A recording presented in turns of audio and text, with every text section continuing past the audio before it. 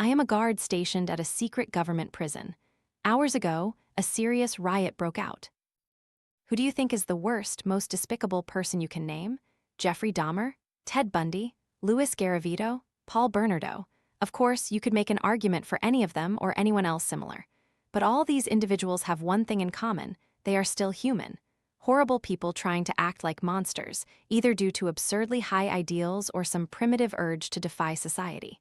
A strange phenomenon indeed.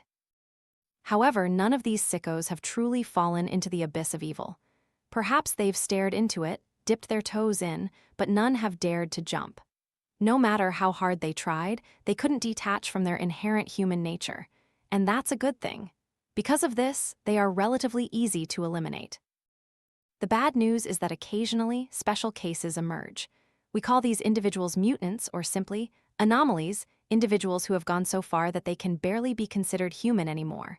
The reason behind such entities? I don't know. No one truly knows. Perhaps they were born with dormant potential. Perhaps they underwent some supernatural transformation in their genetic structure. Perhaps they are failed experiments, or even aliens, for crying out loud. Perhaps they are actual demons from hell, brought here by some idiot who performed a horrific ritual. Who knows? The only thing that matters is the fact that they exist, and dealing with them is harder than sitting on a bed of nails. You must be familiar with the concept of maximum security prisons, right? Places where notorious drug lords, terrorists, and serial killers are sent. Places supposedly holding the worst of humanity. Well, they're just a joke compared to where the anomalies are held. At an undisclosed location, deep beneath a small island somewhere in the West Atlantic, there exists a prison you could never imagine. We simply call it the Pit, a prison for pure, uncontainable evil.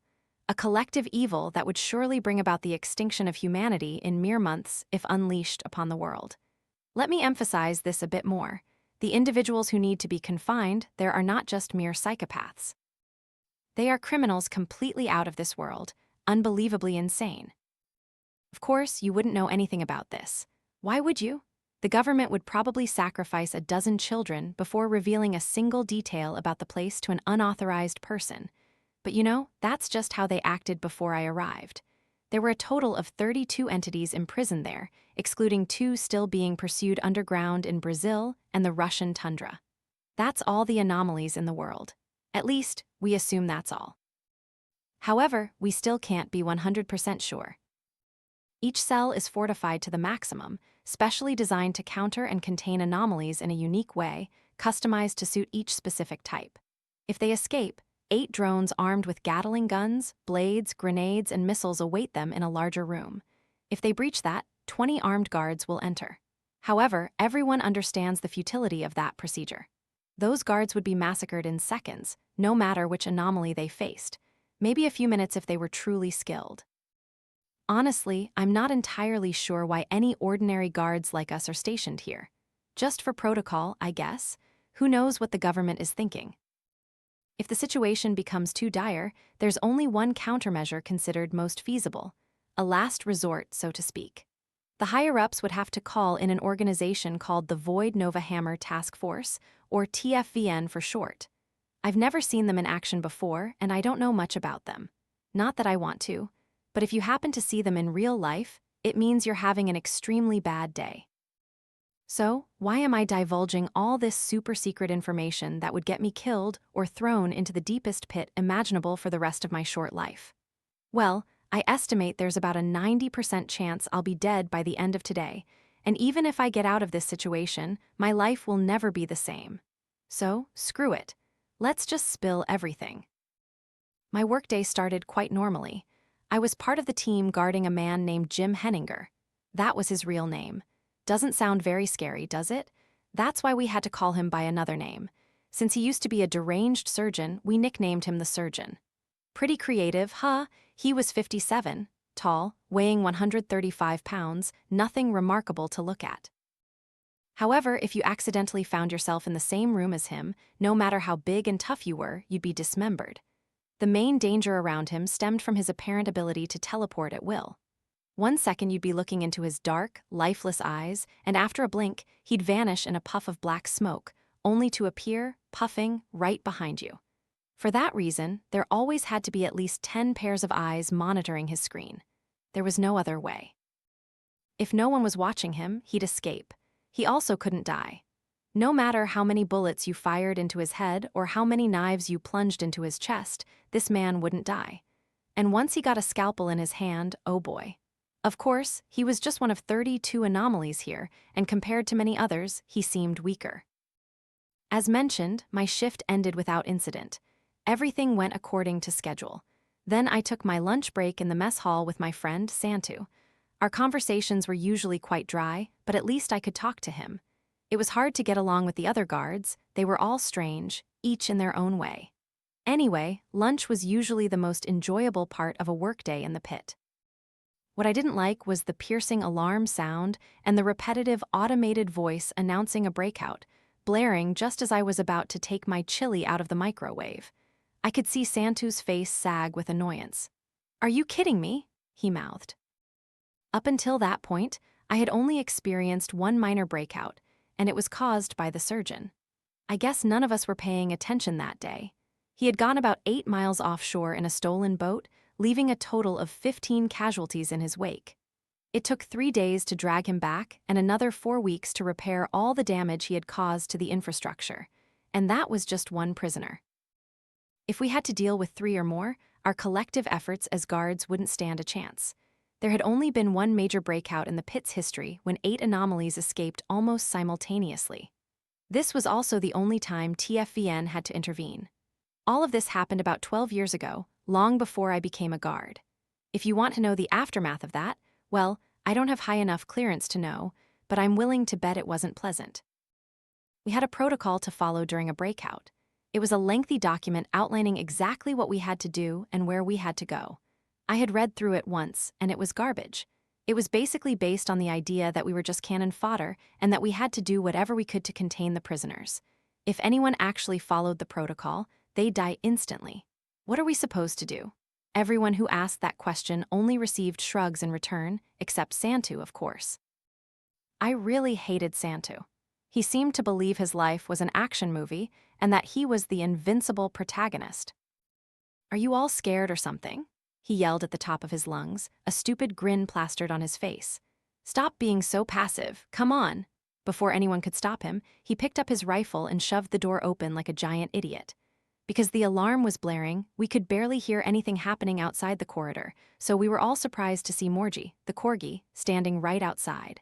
Imagine someone walking around in a giant, creepy, filthy dog cosplay suit.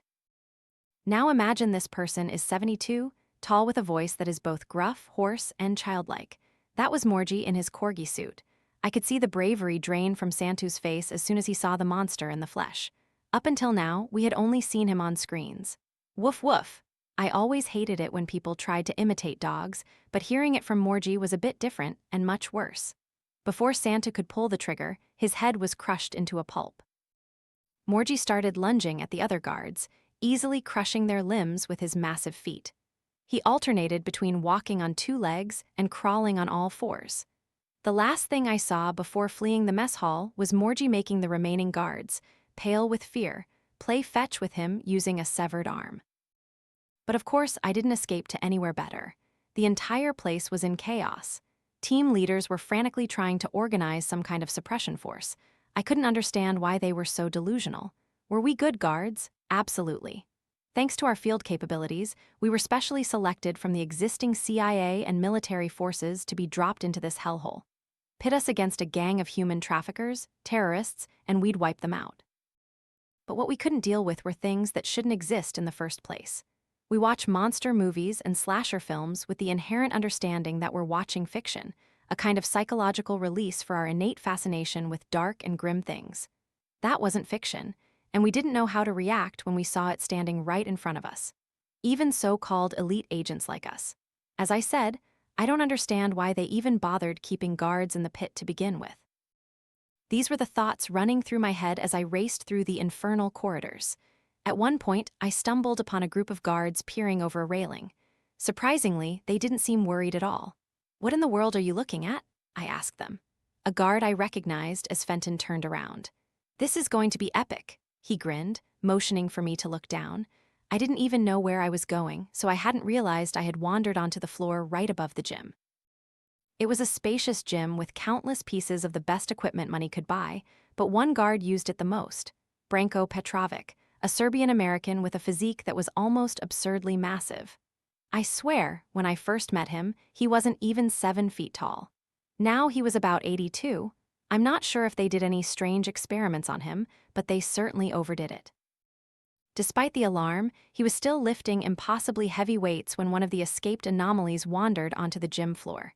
It was Luz, 62, tall, weighing 205 pounds. Like the other prisoners, this guy was a mystery. His almost naked body was comparable to that of a bodybuilder, except for the hundreds of gruesome scars adorning his skin. The more disturbing part of his appearance was that he only had half a face. The other half was exposed skull with a reddish electric current running through the bone. He also had the same current running through his hands, allowing him to brutally electrocute any organic material he touched, quickly turning it into a pile of vaporizing black ash. I guess my colleagues hadn't bothered to read about the prisoners they guarded because Branko didn't stand a chance. It didn't matter how much stronger you were, just one touch from Luz and you were done for. The only way to take him down was with long-range weapons, and even then, it wasn't an easy task. Branko roared like a muscle-bound madman before grabbing an Olympic weight plate and throwing it like a frisbee toward Luz. It hit, seemingly breaking his ribs, but not enough to take him down. As he charged, the match was decided. Branko tried to tackle him, a terrible mistake that caused his entire body to start convulsing as his skin came into contact with Luz's fingertips. Electricity spread throughout his massive body, causing his organs to shut down within seconds. Soon, he had turned into a charred mass of flesh on the floor. He didn't even have time to scream. I could see the stunned faces of my colleagues turn to horror as they witnessed a result they might have considered unlikely. Idiots, that's what they were. But honestly, I was an idiot for lingering too. Not long after, the sounds of snapping bones and heavy footsteps began emanating from the adjacent hallway, along with other agents. My eyes fixed on what was surely a new emerging threat. The locked metal door of the corridor suddenly bulged inward from the other side. It took one more powerful blow to blast it completely off its hinges. A 66, tall, 240-pound anomaly emerged from the mist of blood, guts, and limbs. It was the slasher film-type killer known as Wirehead. As his name suggested, his entire head, except for one eye, was wrapped in rusty barbed wire. He wore a worn-out leather jacket and jeans, complete with a large pompadour, like a rebellious high school student from the 80s or any other era. Everyone's main concern was the weapon in his hand, an iron club wrapped in barbed wire, just like on his head. If you didn't die from the impact, which was unlikely, the ensuing infection would surely kill you. Don't ask why we didn't disarm him during his confinement. We did, but somehow he got these things back. This was truly unstoppable. What the hell was going on, I thought. Breakouts still happened, right? But it seemed like every anomaly had escaped. How could that happen? Anyway, I couldn't dwell on it much now as Wirehead began carving through the stunned agents in his path. I accidentally made eye contact with Luz from below. My heart almost leaped out of my chest as I began pushing through the crowd. Although I was tacitly certain that no other location in the pit would be much safer, I was still driven by the fight-or-flight response, away from the immediate threat. It was funny, too. I had been through so many survival situations that my reaction to adrenaline coursing through my veins had become numb. Oh, it was certainly revived today. I guess I wasn't paying enough attention to my surroundings because just as I was about to go up the stairs, I felt a massive arm slam into my chest, sending me stumbling backward. I looked up and saw another guard, Kane, looking down at me. Of course, I was glad it wasn't one of the anomalies, but Kane wasn't much better.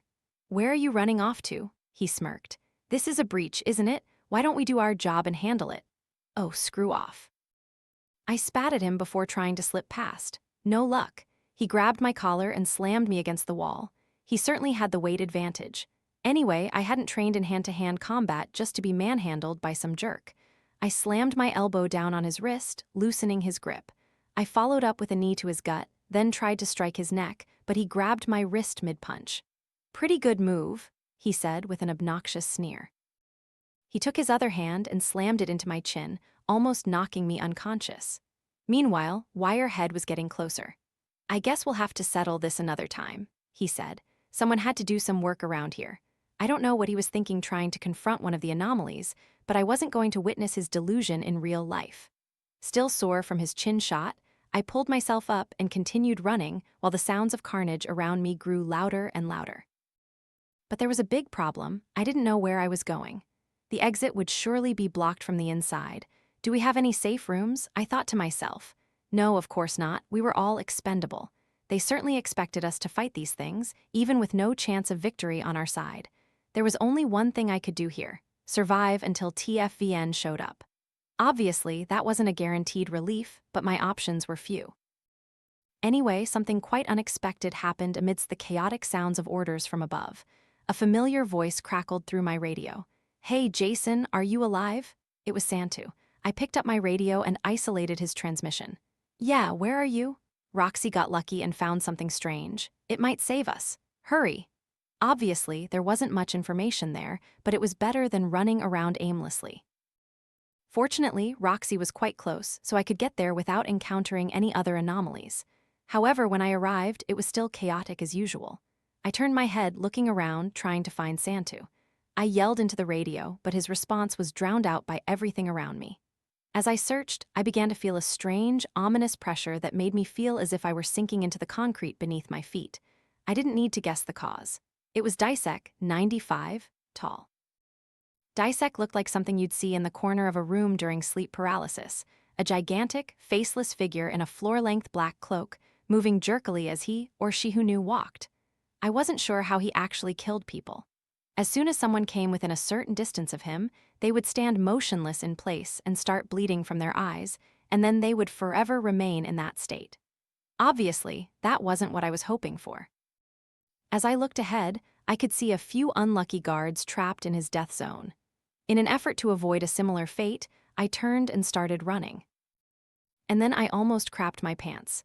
About 10 feet away was the zombie Nazi, 57, tall. His name said it all. A guy in a filthy, tattered SS uniform with a cracked gas mask covering his face.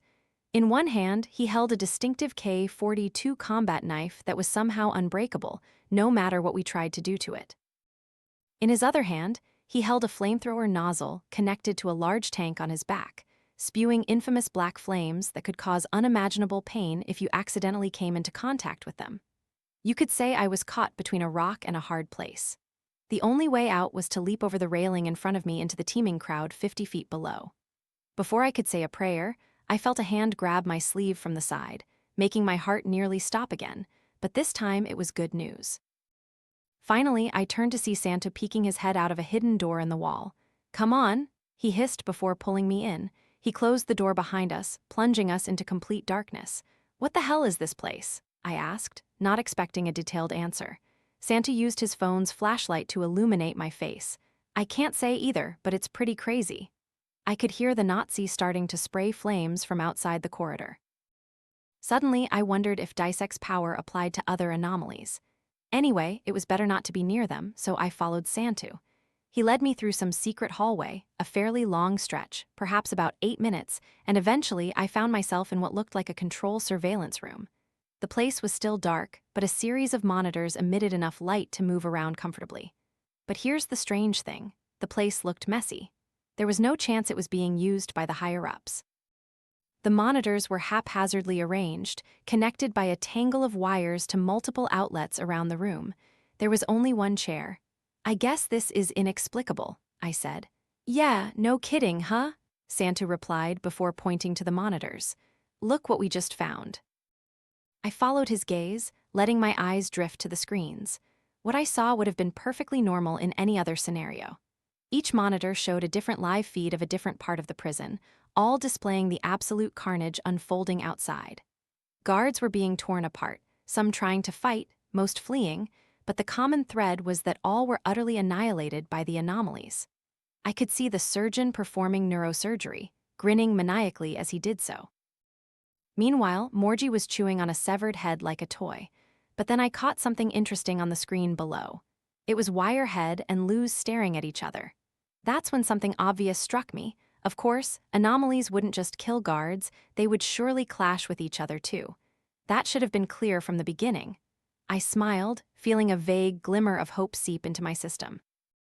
That hope was further reinforced when I saw the Nazi relentlessly dousing Dysek with black flames, making him struggle to advance.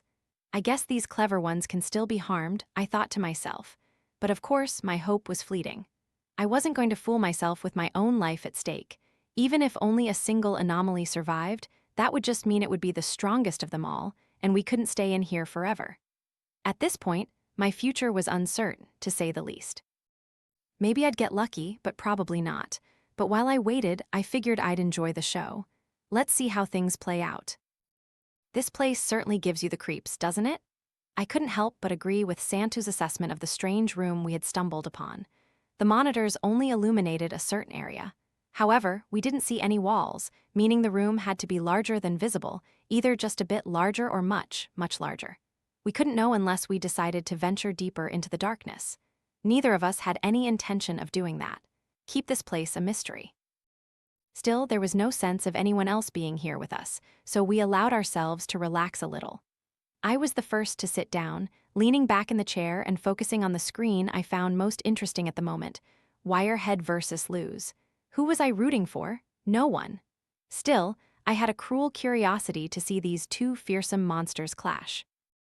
Among our security personnel, we had created an unofficial ranking system, classifying each anomaly based on the estimated threat level they posed relative to each other. The ranks were as follows: weakest tornado, average tsunami storm, highest earthquake meteor, imminent death, run for your life. They were also divided into high, low, and medium subranks. With that said, Luz was around a high tornado rank, while Wirehead was a medium tsunami rank. A clear disparity between the two, but not to the extent that Luz couldn't win. Want to bet? I asked Santa half-jokingly. He chuckled. You know my luck is cursed, but I guess if we don't get out of here, my debt will be gone anyway. Luz had a more defensive fighting style, so it was no surprise that Wirehead was the aggressor. He swung his barbed wire-covered club, still adorned with bits of guard flesh, in an almost mocking manner at Luz. He was a thug, after all. Of course, Luz barely reacted. That was just how he operated. In response, he advanced, electricity flickering on his hands and running up his arms.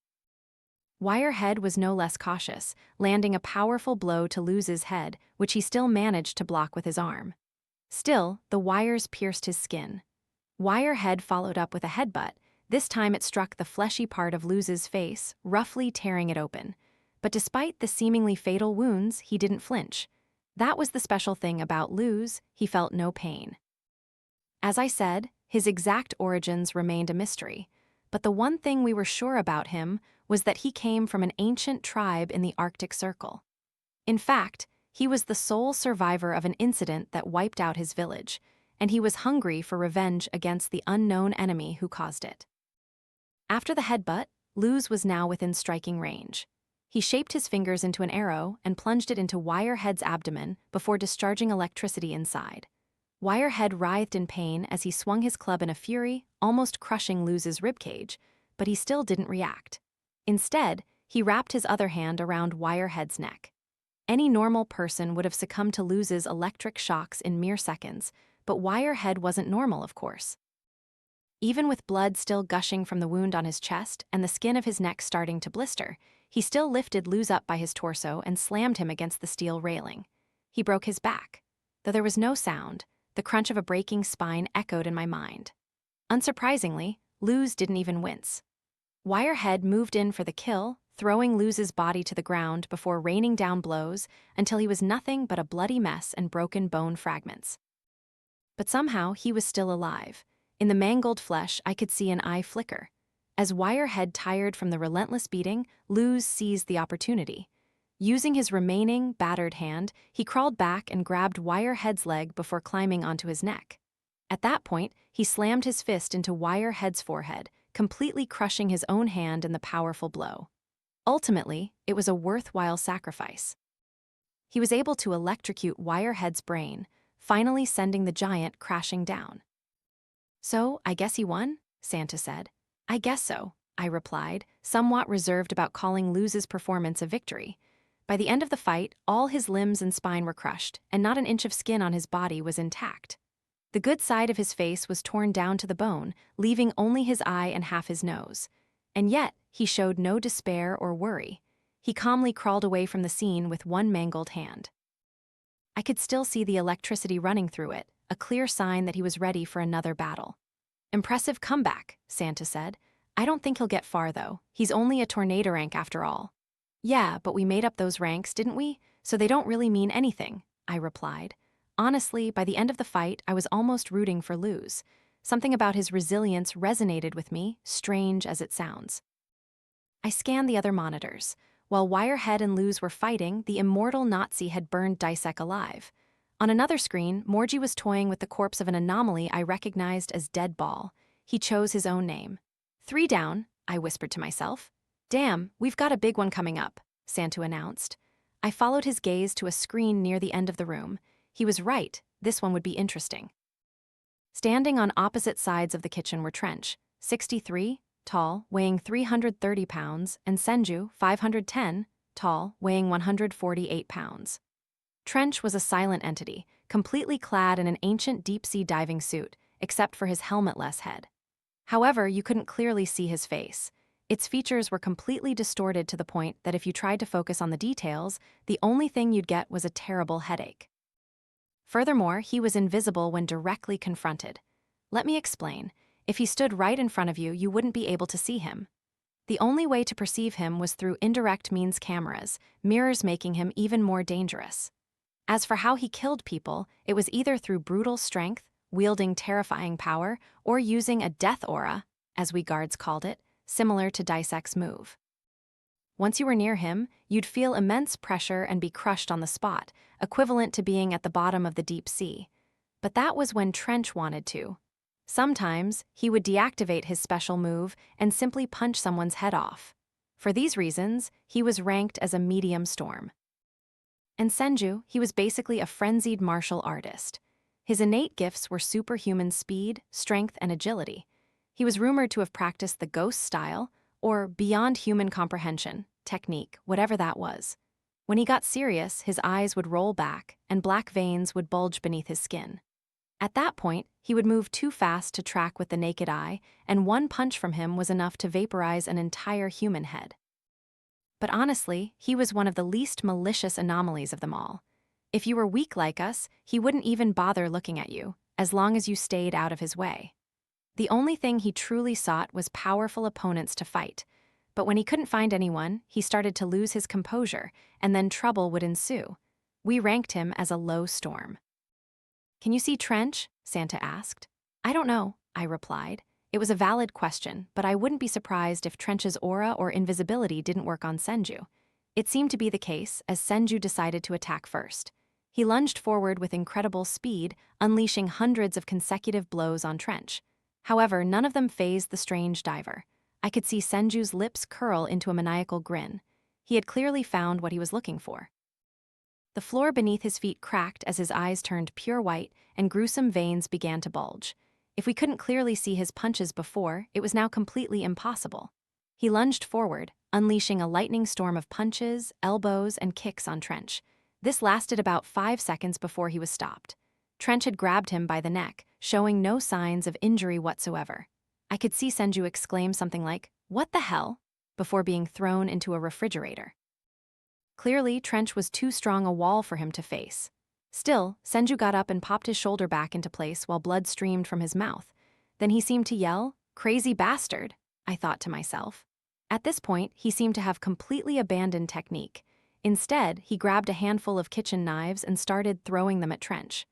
Though none of the knives penetrated the suit, one of them struck his distorted head, clearly causing damage. Trench winced before pulling the knife out and throwing it back at Senju, who easily caught it. By now, he was screaming in savage excitement. He had found a weakness. Senju charged back at Trench, knife in hand, before carving up his face. Streams of dark blue blood violently splattered on the kitchen floor, along with Senju's face. Soon, the knife broke, and Trench delivered a desperate punch to Senju's temple. He managed to block it with his arm, though I could see his bones cracking from the impact. He leaped back as his arm dangled at his side, dodging a powerful blow. All this time, the grin remained on his face, the bulging veins so taut I didn't believe they wouldn't burst. With one hand, Senju picked up a metal tray and slammed it into Trench's head, almost knocking it off. He wasted no time grabbing a large frying pan and leaping at his unbalanced opponent, sending both crashing to the floor. He then sat atop Trench's torso, relentlessly hammering the frying pan into his face. "Martial arts, huh?" I could hear Santu whisper. After about 250 blows, the frying pan shattered on the floor. Trench's head had been crushed long before that. Senju tossed the crumpled metal away and looked up at the ceiling, probably screaming in exhilaration in his frenzy. "Well, it seems our ranking system doesn't mean anything," I chuckled, no matter how horrific the scene before us was. Santu laughed with me. We had reached a point where the sheer absurdity and danger of the situation had begun to fade from our perception. In fact, I dare say we were enjoying ourselves, crazy as it sounds. We continued to watch as Senju got up and staggered, clearly disoriented by both his wounds and the excitement of the fights. He took about 4 steps before his head exploded, making Santu and me jump. Another figure stepped into frame, one we recognized as Satan Bot, 7 tall, weighing 535 pounds. I felt a shiver run down my spine at the sight of him, bringing me back to my senses. Though his name sounded funny, Satan Bot was one of the most terrifying anomalies. I just couldn't understand what he was. His body seemed robotic but moved too smoothly for any sophisticated machine, like real metallic flesh. Looking at it truly messed with the mind. Furthermore, he really looked like the devil himself: reddish-black scaly metallic skin, a mouth full of sharp, exposed teeth, slanted bright red rectangular eyes, a pair of large mechanical wings, and a long tail ending in something resembling a trident. For some reason, he also had a missile launcher on his right shoulder and a machine gun attached to his left arm. No, these weren't mechanical enhancements, they were actually connected to his body. He was considered one of the most dangerous anomalies in the pit, ranked high earthquake. "No way, Santu, he doesn't stand a chance," he remarked. "I hope he doesn't escape." "Yeah, don't worry about him right now," I said, shifting my gaze to another screen. What my eyes caught next was utter carnage. Sitting on a pile of guard corpses, piled 6 feet high, was Hugo Wolf, nicknamed the Brutal Bishop, 62, tall, weighing 200 pounds. As his name indicated, he wore traditional vicar priest attire, the only difference being that the cross around his neck was made of blades. This man had long, flowing black hair and about 14 bags under both of his deadly blue eyes. His true motives remained a mystery to us, not that he actually adhered to the tenets of any earthly religion, despite his priestly garb. He would only spout long diatribes about the sin of procreation and the meaninglessness of existence, and about how to achieve a state of holiness one must first achieve a state of cleanliness. In short, he wanted to kill every conscious living being on earth and then kill himself. He didn't just talk, he was certainly powerful. We ranked him as a low storm. After praying to whatever twisted deity he worshipped atop the pile of corpses, he slid down and began stalking the corridors for more victims on his holy mission. The next person he encountered couldn't have been more perfect. Kale Silva, nicknamed the Vampire Cop, 59, tall, weighing 176 pounds. Interestingly, he was one of the most cooperative anomalies. In fact, he was the only prisoner who voluntarily surrendered. His story was also interesting, and one of the few we knew well. He used to be a notorious, ruthless Brazilian police officer, patrolling the most dangerous areas, so much so that he was known in the criminal underworld as Death. But he was still just a human. In one fateful mission, his entire unit was massacred in an ambush by about a dozen different gangs, all sharing the common goal of taking him down. He was the only survivor but was captured in the process. After being brutally tortured in a warehouse for about 5 hours, the lights suddenly went out. During that dark period, the only sounds that reached his ears were those of carnage. Each gang member was slaughtered by some invisible force. When the bloody battle ended, he heard slow footsteps approaching before a deep, raspy voice whispered into his ear, "You have potential. Let me offer you a chance." He felt a sharp pain in his neck before the mysterious entity continued, "Fulfill your mission." He passed out. When he woke up, he found himself lying in a bed with all the wounds from the torture almost healed, all except for a bite mark on his neck. His appearance had also changed significantly: pale skin, dark circles under his eyes, and fangs. He had heard the stories but found it hard to believe that he had become one of those creatures. Though he could no longer tolerate sunlight, he had gained superhuman strength and resilience, which he used to eradicate crime at night like a hero. However, it wasn't long before he went too far. One night, he fell into a frenzy, broke into a suspected rapist's house, and killed everyone inside. Everyone, including the rapist's innocent mother and daughter. His resolve for justice had never wavered, remaining steadfast through anything. Therefore, he couldn't live with the guilt on his conscience and walked into the police station where he used to work, surrendering to his former colleagues who had thought him dead. Of course, news traveled fast. That's when the CIA intervened and transferred him to this pit. He didn't resist. In fact, he believed the pit was where he truly belonged. In short, he was a strange case. We still ranked him as a low storm, along with Hugo. On the screen, I could see Cale's lips moving. Wanting to clearly hear what he was saying, I started looking around for the audio. It didn't take long for me to find the volume panel, located right below the table in the middle. Fortunately, whoever set this place up had labeled each button with its corresponding screen. I turned up the volume right in the middle of Cale's monologue. Dangerous bastards. I must eliminate all of them before it's too late. Hugo's face remained unchanged. Bastards, a fitting description for those in this place.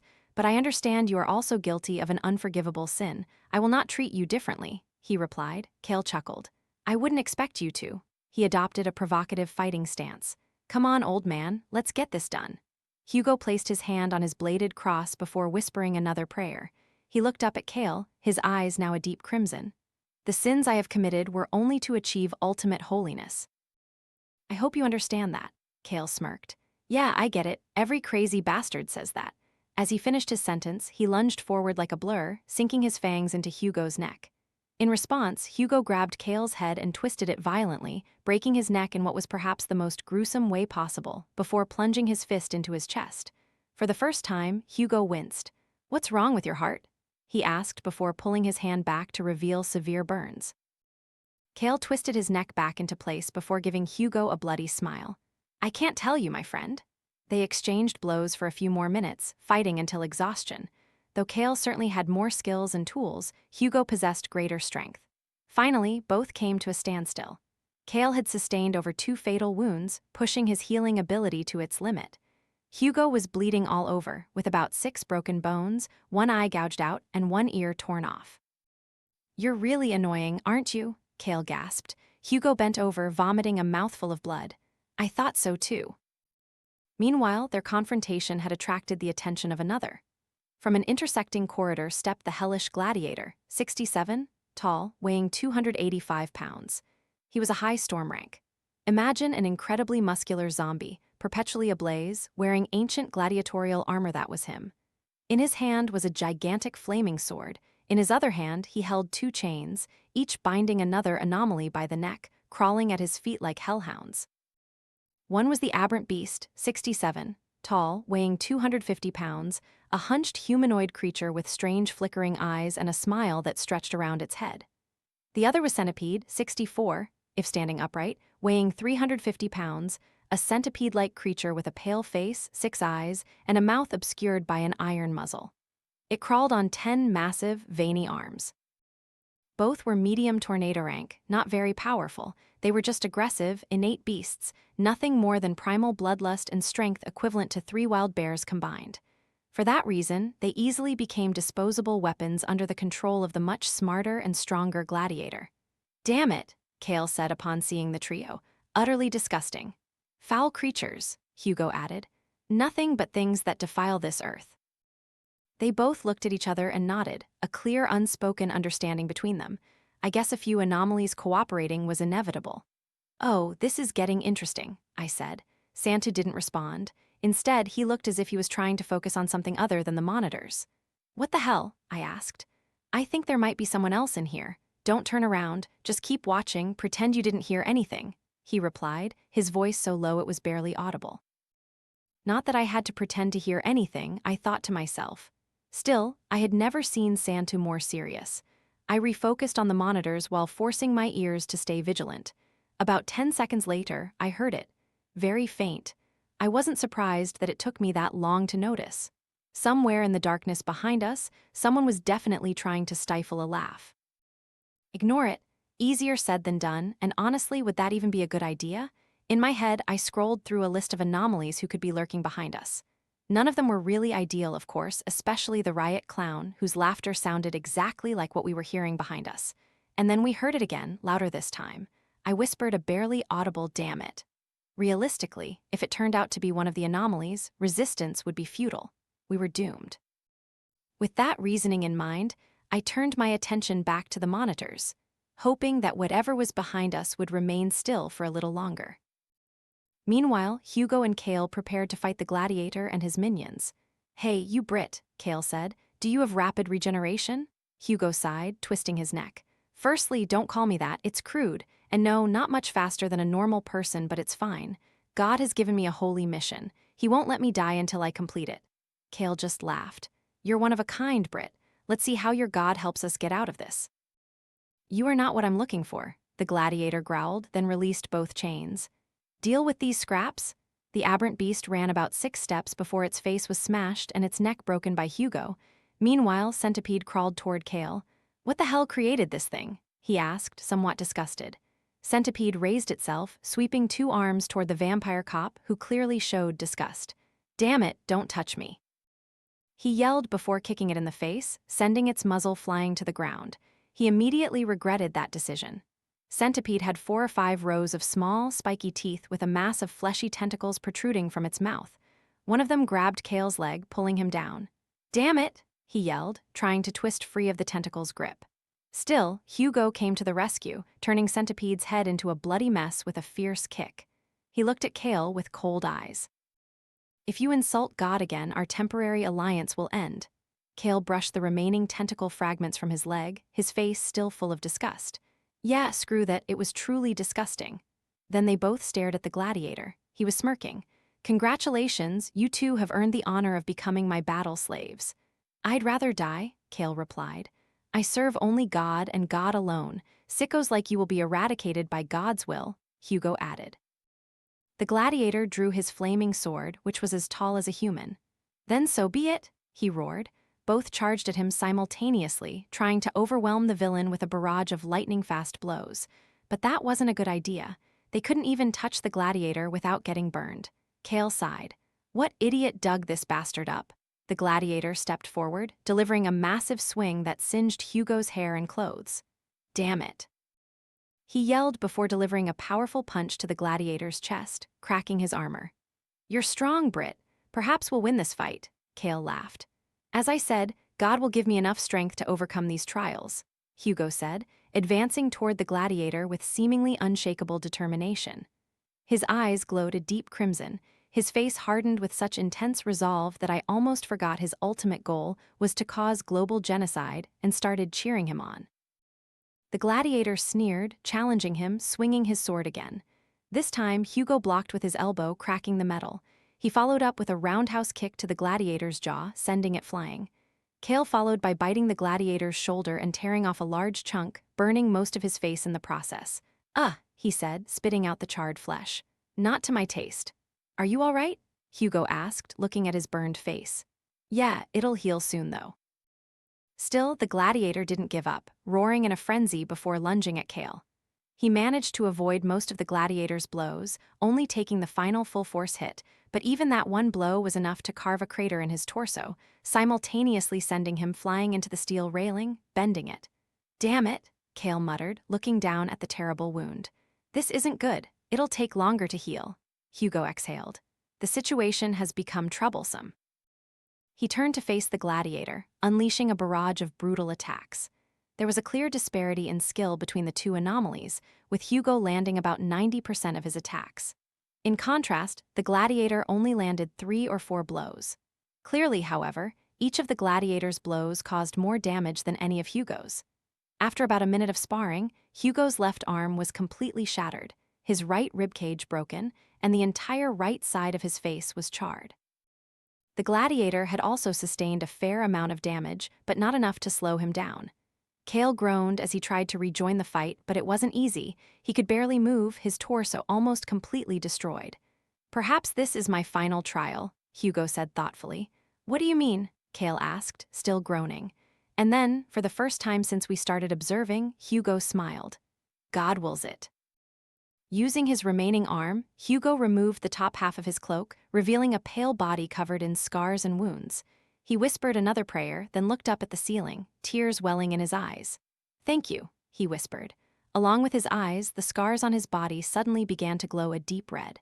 "Cheap trick," the gladiator roared before swinging his sword at Hugo's neck.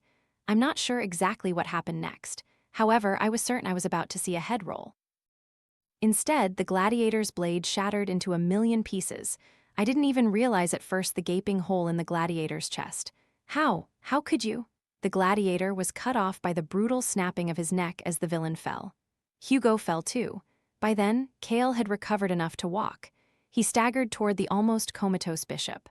"What the hell?" he asked, half smiling, half not. "I have broken free from the confines of mortality, a terrible sin, but one I needed to fulfill my holy mission." "Well, damn it, that's pretty cool," he said. "Not your crazy mission, but the breaking free part." He reached out a hand, trying to help Hugo up. However, Hugo shook his head in response. "This is my limit, not something I can recover from. I only await judgment." "Oh, shut up," Cale said, lifting Hugo's frail body onto his shoulder. "I'll find you some painkillers and you'll be back to normal soon enough." "Why are you helping me?" Hugo asked. "You understand what I want, don't you? My ideals." "Well, I didn't think I could handle the gladiator alone, so I owe you, you crazy bastard," he said, looking over Hugo and smiling. "And who knows, maybe you'll learn something. Yeah, there are a lot of scumbags in the world, but there's also a lot of beauty. We don't need to destroy it all." That's when Hugo fainted before he could finish his sentence. Still carrying him on his shoulder, Cale ran down another corridor. I quickly scanned the other monitors. Satan Bot had taken down 2 more low-level anomalies, while Morgi was engaged in battle with a large storm-level anomaly named the Old Mechanic, 65, tall, weighing 268 pounds. As the name suggested, he was a big, burly guy in a mechanic suit who liked to smash people's skulls with blunt tools, a truly brutal fellow. On another screen, the Nazi had just finished carving up the Devil Nurse, a storm-level anomaly. So, 12 down, I thought. 20 to go, this crazy drama isn't over yet. "Look," Santa said, "there are still 4 anomalies who haven't escaped." He was certainly right. First was Titan, 157, tall, weighing 1,437 pounds, a colossal entity with almost insurmountable destructive capabilities. He was humanoid with an absurdly muscular physique, further emphasized by not an ounce of excess fat on his body. His steel-hard skin was red and cracked all over, with a network of razor-sharp veins protruding from every square inch. And then there was his face. 6 pairs of bright blue eyes and a mouth full of fangs with exposed, corrosive gums. His cell, if you could call it that, was more reinforced than the rest. I'm understating it, of course. It was reinforced to the point of being indestructible. No electronic locks were connected to the central system, which was probably what caused the breakout in the first place. Fortunately, he was a low meteor-level anomaly. The next was the Warden, 86, tall, weighing 434 pounds. Quite ironically, this guy used to run a prison of his own. No one knew what kind of prison it was. He had pale white skin, eyes like shadows, and long, silky silver hair. His long cloak was always drenched in blood, sweeping the floor as he walked. I had heard stories about him, knowing that he had killed over 700 prisoners during a breakout at his prison, surviving unharmed after a terrible explosion. He was as dangerous as a superanomaly without being considered meteor level. He was a high earthquake type. Funnily enough, his cell was wide open, with scattered guard corpses and destroyed mechanized suits lying everywhere. But instead of getting up and walking out, he just sat there, expressionless as usual. Clearly, he was up to no good. Next was a rather frightening one, in fact, the strongest anomaly in the entire pit. He was simply nicknamed the Calamity of Earth, or just the Calamity for short. His gender was unknown, height and weight unknown, appearance unknown, except to the high-ranking officials overseeing the entire operation. Damn it, we didn't even know where he was imprisoned. The only thing we had to monitor was a simple console with 3 lights. Green, safe, still confined; yellow, escaping, evacuate immediately; red, escaped, too late. What did we know about this thing? Nothing, except that its escape could cause a global catastrophe. Of course, he was a high meteor type, the only high meteor in fact. And then there was the last anomaly yet to escape, but unlike the three formidable monsters I just mentioned, he was very different. The kid, 56, tall, weighing 135 pounds. As the name suggested, the kid was just a child in appearance. He couldn't have been more than 16, 17 at most. The only thing we knew about him was his undisclosed extraordinary abilities he had used to massacre his entire village in Kerala, India. But who knew what really happened? To me and almost all the other guards, he was just a normal, shy teenager. In fact, we rarely treated him with caution. Unlike the rest of the anomalies here, he only did what was asked, always with an incredibly sullen expression. I suppose he couldn't be blamed under such circumstances. We didn't even bother assessing his threat level. However, we were instructed to keep him there. There was a lot going on in the pit that we, the guards, didn't fully understand. I had no doubt about that. I knew for sure that not everything we were doing was noble. Many anomalies here deserved to be confined. It wasn't long before they deserved to be wiped off the face of the earth, rather. I never understood why we kept the more malevolent ones alive, using taxpayers' money to sustain them. And then there were those I wasn't sure should be here. Had they done anything wrong? Who knew? But one thing was certain, they were different, special, I suppose, objects of state curiosity. I always tried to suppress these thoughts. I mean, who was I? Just an ordinary guard, not a moral arbiter. However, forget it. This wasn't the time for that. What happens next? I turned back to a random screen, trying to shake off thoughts of the kid. I caught a battle in progress with two combatants. Jack the Ripper, 61, tall, weighing 170 pounds, the infamous serial killer. Apparently, he had performed a mysterious ritual near death, granting him extended life and superhuman strength in exchange for his remaining humanity. He barely resembled a human when we captured him, with sharp, decaying teeth, sunken eyes, and a face covered in cuts, burns, and infections. He was truly a painful sight to behold. At that moment, he was once again on the verge of death. The one who had put him in this situation was Bella Villain, also known as the Blood Painter, 55, tall, weighing 120 pounds. Although she looked like a normal woman, she was a ruthless assassin with little regard for the consequences of her work. After killing her target, she would paint a blood portrait on the wall, sometimes complementing her artwork with a few internal organs. She wasn't very strong, but that didn't matter much. She had the uncanny ability to summon blades from thin air at her fingertips, then use them psychokinetically, firing them at high speed, almost machine gun speed.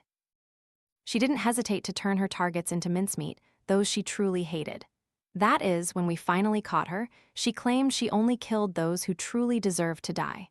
However, any chance of appeal, though there was none to begin with, was obliterated when she slit the throats of 4 guards. She still insisted it was an accident. To this day, do I believe her? Well, about 50-50 for me. As I said, she had cornered Jack, with over 100 blades firmly embedded in the killer's body, including both his eyes. Still, he wouldn't give up, blindly and frantically swinging wire heads club, which he must have picked up. Bella wasn't unscathed either. She looked like she had taken some pretty hard punches to her ribs and thighs. Plus, she had a nasty bite wound on her hand. Still, she smiled as she pointed her finger like a pistol at the deranged Jack. "Enjoy hell," she said before turning the killer to dust, finally ending his wicked reign. When she was done, she sighed, clutching her ribs and wincing in pain. Unlike most other anomalies, she couldn't sustain too much damage. After walking for a while, she encountered Luz. Though still severely wounded from his clash with Wirehead, he was back on his feet. I didn't even know he could regenerate so quickly. The two stared at each other for about half a minute before Bella extended her hand and smiled. It was a risk, for sure, but although Luz didn't return the smile, he cooperated, accepting the handshake without electrocuting her. Another alliance, and one I didn't expect.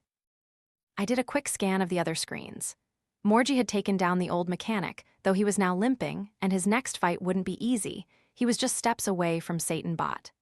Meanwhile, and quite amusingly, the Nazi was preparing to face the brutal Soviet, 62, tall, weighing 216 pounds, a low earthquake level. Instead of being turned into a zombie like the Nazi, he was more mechanical. Specifically, he was about 60% robot, with his human parts gradually decaying. The surgeon was engaged in hand-to-hand combat with the Spider-Man, 69, tall, weighing 268 pounds. Unlike Peter Parker, this guy was just a big spider with human skin and half a human head. and Hugo was in the medical center with Kale tending to his wounds. I thought about everything for a moment, trying to run the numbers in my head. 4 more anomalies had definitely escaped that I hadn't seen on any screen, but I was only really worried about 2 of them.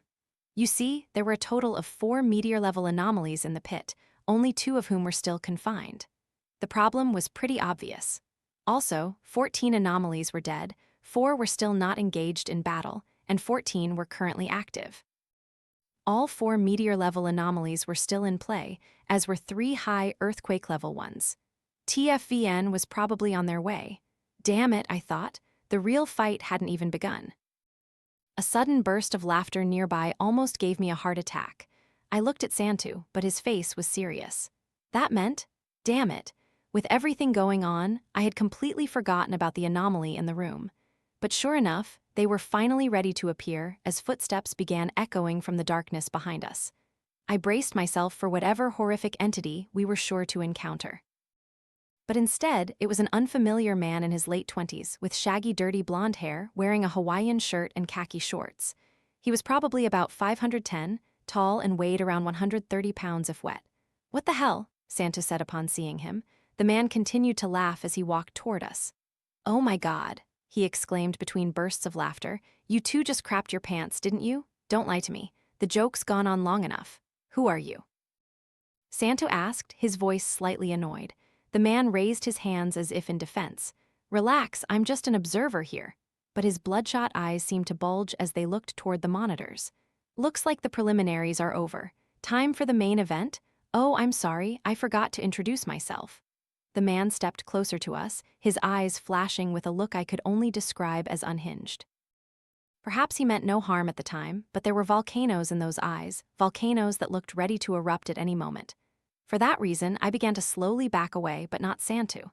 For some reason, he stood firm, confronting the man without any fear. I guess it was also because he was 64, with a much larger build. "My name is Adrian Nyquist," he said, his voice almost trembling with some strange excitement. He extended a hand, but neither of us cared to shake it. What is it me?" He pulled up his collar, sniffing. "Oh, Adrian, you need to shower more." Then he burst into laughter. "But can you blame me? I'm busy." "Who are you?" Santo interrupted. "Stop just saying your name." "All right," Adrian said, smirking. "Big guy, scary even. How much do you bench? 3 plates and a little more, huh?" Santa opened his mouth to say something but was cut off. "It's okay, I'll explain. I mean, this situation is pretty weird too," I replied. "Only a little weird," Adrian said, slumping to the floor, letting out a long sigh. "I don't want to go too deep into details. I don't like talking about myself, so let me drop the bomb on you first. I caused the breakout." I almost swallowed my tongue. What are you talking about?" I said it clearly. "I released all the prisoners." "But what? How?" I stammered. He tilted his head back, groaning, then pretended to type on an invisible keyboard. "Just a little hacking, nothing crazy, and they say you'll never use the skills you learn in school in real life." "Hacking?" I said, not believing my ears. "But why?" "Well, this is where things get crazy. Now, have you ever jumped through dimensions?" "Have I ever what?" I asked, skeptical. "All right, I see you're not familiar with the concept. Well, unlike hacking some boring lock system, jumping through dimensions is actually very complicated, I admit. I don't fully understand it, but I understand enough to have fun." I was completely lost. "I'm a jumper, that's what they call us," he chuckled. "I'm still a rookie, but at least I'm doing it. Living a different life, you know? Anyway, the multiverse is vast, of course. Lots of crazy worlds out there just waiting to be explored." But he paused. "But I made a mistake last month. I was watching a huge fighting tournament called the Ripentier Championship on a planet called Hell, a pretty messed up place, but drug laws are barely enforced, so it's pretty cool, I guess. Anyway, I was in the stands, 12th row, high as a kite on Aster Coke. It's like regular cocaine, but if regular cocaine was really good." He sniffed into a filthy handkerchief. "But sometimes you make bad decisions when you're high. I guess school taught us something, right?" In short, I made a deal with an intergalactic gang boss named Bones IV that I would provide him with a fighter guaranteed to win the next tournament. But of course, I was just BSing. Somehow, the guy believed me, an Aster Coke addict of all people. He laughed loudly. "I'll never understand the rich." "All right," I replied, barely understanding anything he had just said. "Assuming everything you're saying is true and you're not completely insane, why didn't you just tell him you didn't have a fighter?" "Well," Adrian gestured with both hands. Oh, the guy paid up front, a ton of intergalactic money and about 22 pounds of Aster Coke. So just go to him and give it back. All right, teach me your secrets, bro. Look, I've spent all the money. I still have a few pounds of Coke for rainy days. I'm not sharing. So what the hell is this all about? Just a crazy tournament for you? Are you going to drag the last anomaly to fight in these rip-and-tear matches? Well, it's less like a tournament and more like a messy free-for-all. I'm not a logistics expert, it's boring. I didn't know what to say to him. If you're behind this breakout, you're responsible for the deaths of hundreds of guards, hundreds of good people, Santu coughed. Most of them were good people. Adrian rolled his eyes. All right, really a big loss, huh? I'm just trying to live my life, man. You sick son of a bitch, Santu cursed. Look, does that comment help us get anywhere? Do you feel better for stating the obvious? Santu didn't respond. Adrian sighed. Look, can we just sit and watch now? What's done is done. Damn him, I hated this guy. He was cut off by Santu trying to tackle him to the ground. He knew jiu-jitsu, but it was unsuccessful. He couldn't even budge him. I saw the veins on his forehead bulge as he strained with all his might to restrain the thin man. Damn it, he said through clenched teeth. This guy's strong. Adrian just pulled out a pack of cigarettes, looking completely unfazed. You know, I've used a lot of strange drugs from a lot of different dimensions. One of them was definitely steroids. And he started laughing like a maniac. I'm no stranger to training. Surviving out there isn't easy, if I were as weak as you guys. He lifted Santu by the collar and gently threw him backward. Under the circumstances, I'll overlook you just trying to attack me. Now, how about we sit still and watch? I raised my hand. One last question, if I may. Adrian rolled his eyes and groaned like a child. Come on, we're missing the good part, but fine, make it quick. The last anomaly to survive, he must be very strong, right? Adrian nodded. Stronger than you, of course. I wouldn't want to catch a coward. All right, so how did you convince him to come with you? These prisoners aren't the easy-to-convince type. Adrian looked at me with the most idiotic expression for about 10 seconds. Well, you know what they say. He snapped his fingers. You just gotta live in the moment. You're an idiot. How could an idiot get this far? The fool had a point. If he was truly the mastermind behind the breakout, he had some uncanny skills. But at the same time, his sanity was almost non-existent. Come on, I'll figure it out when the time comes, he said. Meanwhile, he shot a menacing glance at us. Enjoy the show? I made eye contact with Santu. I understood why he was angry. So was I, but this situation was truly unsalvageable. We could only follow his words. As we spoke, the Nazi had taken down the Soviet, though he was severely wounded from the fight. Part of his gas mask was broken, revealing his decaying teeth underneath. In fact, his entire body was almost crushed as he tried to drag himself along the railing. Adrian mumbled, Great, we missed the World War II rematch. This guy's really like a kid. A kid with real skills, but insane. In another development, Satanbot had blown up Morgie, along with the entire corridor, while the surgeon had made a surprising discovery. After dissecting the Spider-Man, inside were about 200 smaller human spiders that began to swarm out. It was hard not to cringe at the sight.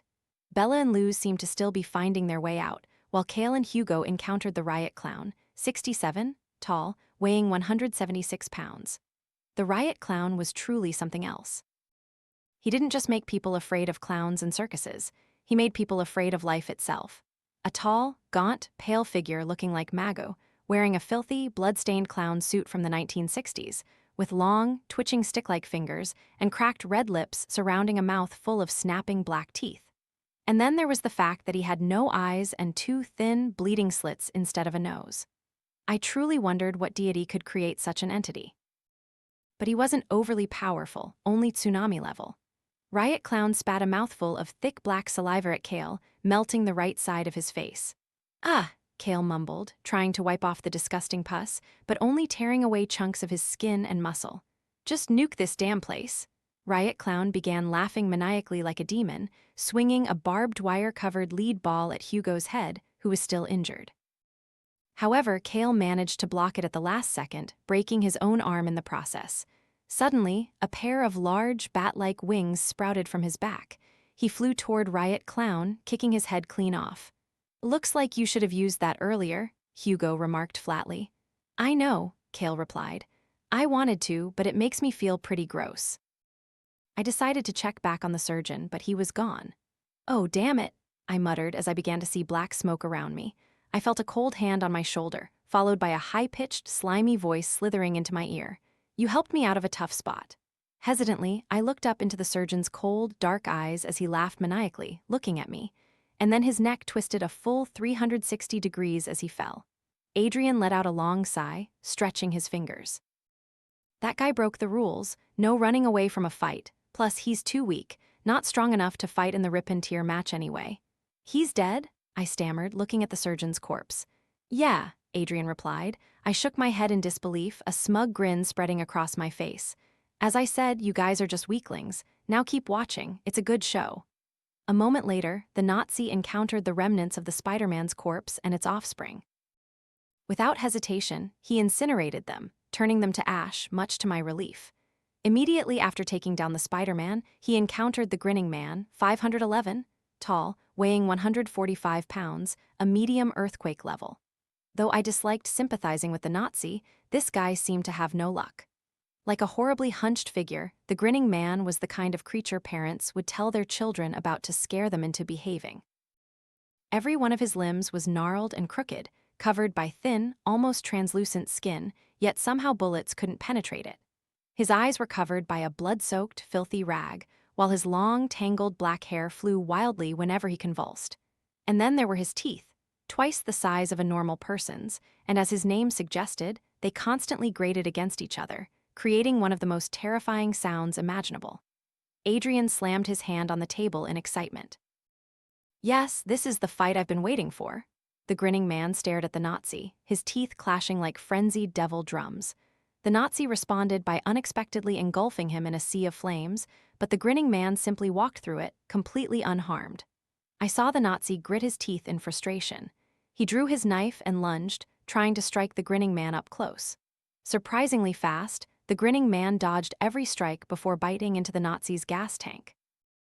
The ensuing explosion sent both flying, destroying most of the Nazi's back. The grinning man, on the other hand, only cracked a few teeth. "My God," I muttered. To be honest, I had never seen the grinning man in action until then. Perhaps we had underestimated him on the threat scale. "Damn it!" the Nazi roared hoarsely before lunging at his fearsome opponent. He tried to plunge his knife into the grinning man's shoulder before being taken down by a swipe to the face, completely shattering his remaining mask to reveal the zombie-like face beneath. The grinning man lunged forward, biting off a large chunk of the Nazi's face, sending sprays of black-green blood everywhere. He proceeded to rip off an arm, then brutally beat the zombie with his own limb. The Nazi tried to resist one last time, grasping the knife still embedded in the grinning man's shoulder, cutting a large gash from his shoulder down to his ribs. Still, his impressive journey finally ended. Showing no acknowledgement of the wound whatsoever, the grinning man plunged two bony fists into the Nazi's chest, then tore his torso in half. A gruesome display for sure, but Adrian seemed to enjoy it. He cheered for the victor. What's wrong with this guy? I thought. Putting that thought aside, it seemed things were finally winding down. Cale and Hugo had found the dancing man, 57, tall, weighing 156 pounds. He was a normal-looking man, though somewhat difficult to pinpoint his ethnicity, in his 20s, with short light brown hair and a perpetually scruffy beard, wearing a white t-shirt and sweatpants. He always wore a pair of headphones connected to an MP3 player that never seemed to run out of battery. And of course, he never stopped dancing. He was a medium meteor type, the third strongest entity in the entire pit. In fact, he might actually be the strongest. We had never seen him fight the top two entities. So how could such a harmless-looking man be so dangerous? Who knew? Like most of the other prisoners, he was truly beyond explanation. If forced to categorize him, he would definitely be neutral chaotic. He had no concept of good or evil, no sense of right or wrong, no goals, no ideals. He just wanted to dance, and he was certainly a threat when he did. However, he would never go out of his way to bother you, you just had to stay out of his way. He could disintegrate people simply by touching them. He would just dance right through your body, leaving behind only patches of flesh and blood. And if you tried to stop him, oh boy. You see, his eyes were always closed when he danced to the music pouring into his ears.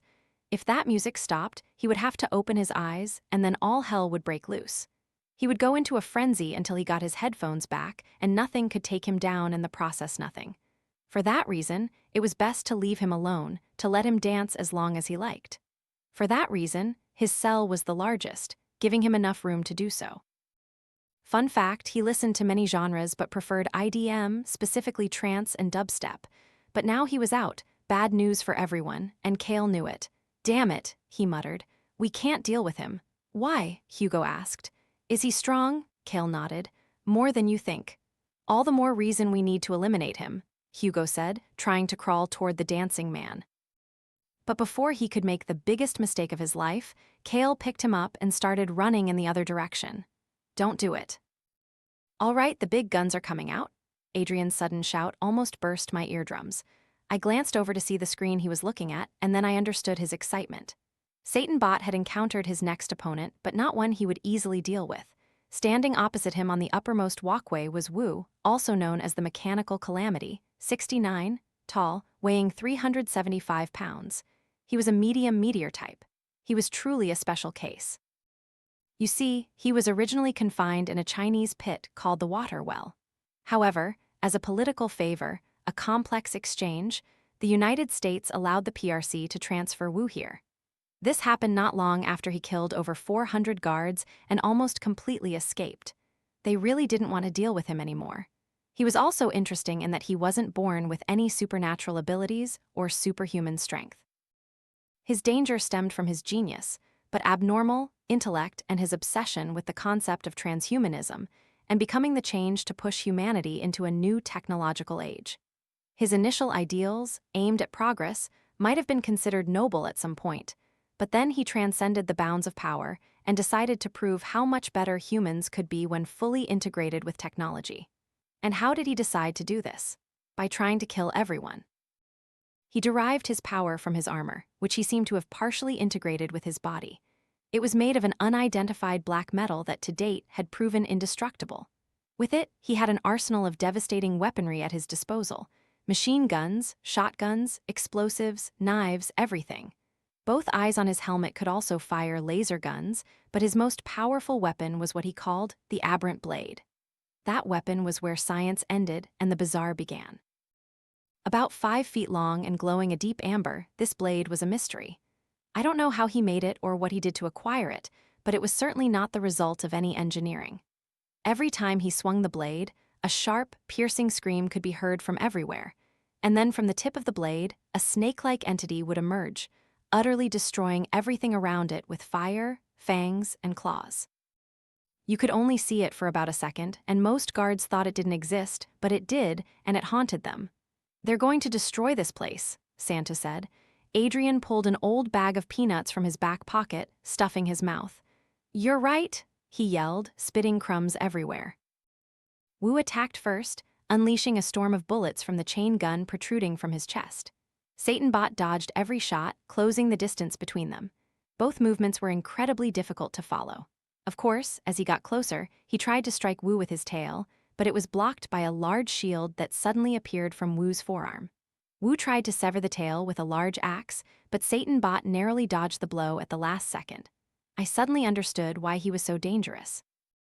Unlike Satan Bot, whose weapons were fixed on his body, Wu's armor could adapt to any situation, transforming robotic limbs into the best weapons to deal with an opponent. "My God," I muttered as I realized it. This guy was a monster. Though Satan Bot dodged that blow, the next one would be much harder to avoid. With a movement almost like lightning, Wu delivered a roundhouse kick to Satan Bot's ribs, impaling him with a spike protruding from his toe. He finished the combo by transforming his fist into a meat grinder-like tool, drilling into Satan Bot's shoulder, tearing off an arm. Adrian groaned, and I thought the demon robot would fight better. But he spoke too soon. After taking the hit, Satan Bot retaliated, whipping his tail at Wu's head. Wu retreated slightly, still managing to destroy Satan Bot's knee with a laser gun shot. As he staggered, he prepared to deliver the finishing blow when a large cannon emerged from Satan Bot's torso, a hidden weapon of last resort, I guess. From the cannon's barrel, it fired a massive purple explosion that Wu barely avoided as it grazed his helmet. It blew a huge hole in the ceiling, letting sunlight stream in. Keep in mind, we were also about 100 feet underground. But Wu didn't give Satan Bot any more time for tricks, blowing his torso to pieces with a barrage of brutal automatic grenades. Adrian seemed about to faint with excitement. "That's him," he yelled. All right, Bones, we're going to win the tournament. What I didn't notice was Bella and Luz watching the entire confrontation from behind cover. Bella's eyes lit up when she saw the conveniently open escape hole. She ran out of cover before leaping an extraordinary distance into the air, heading straight for freedom.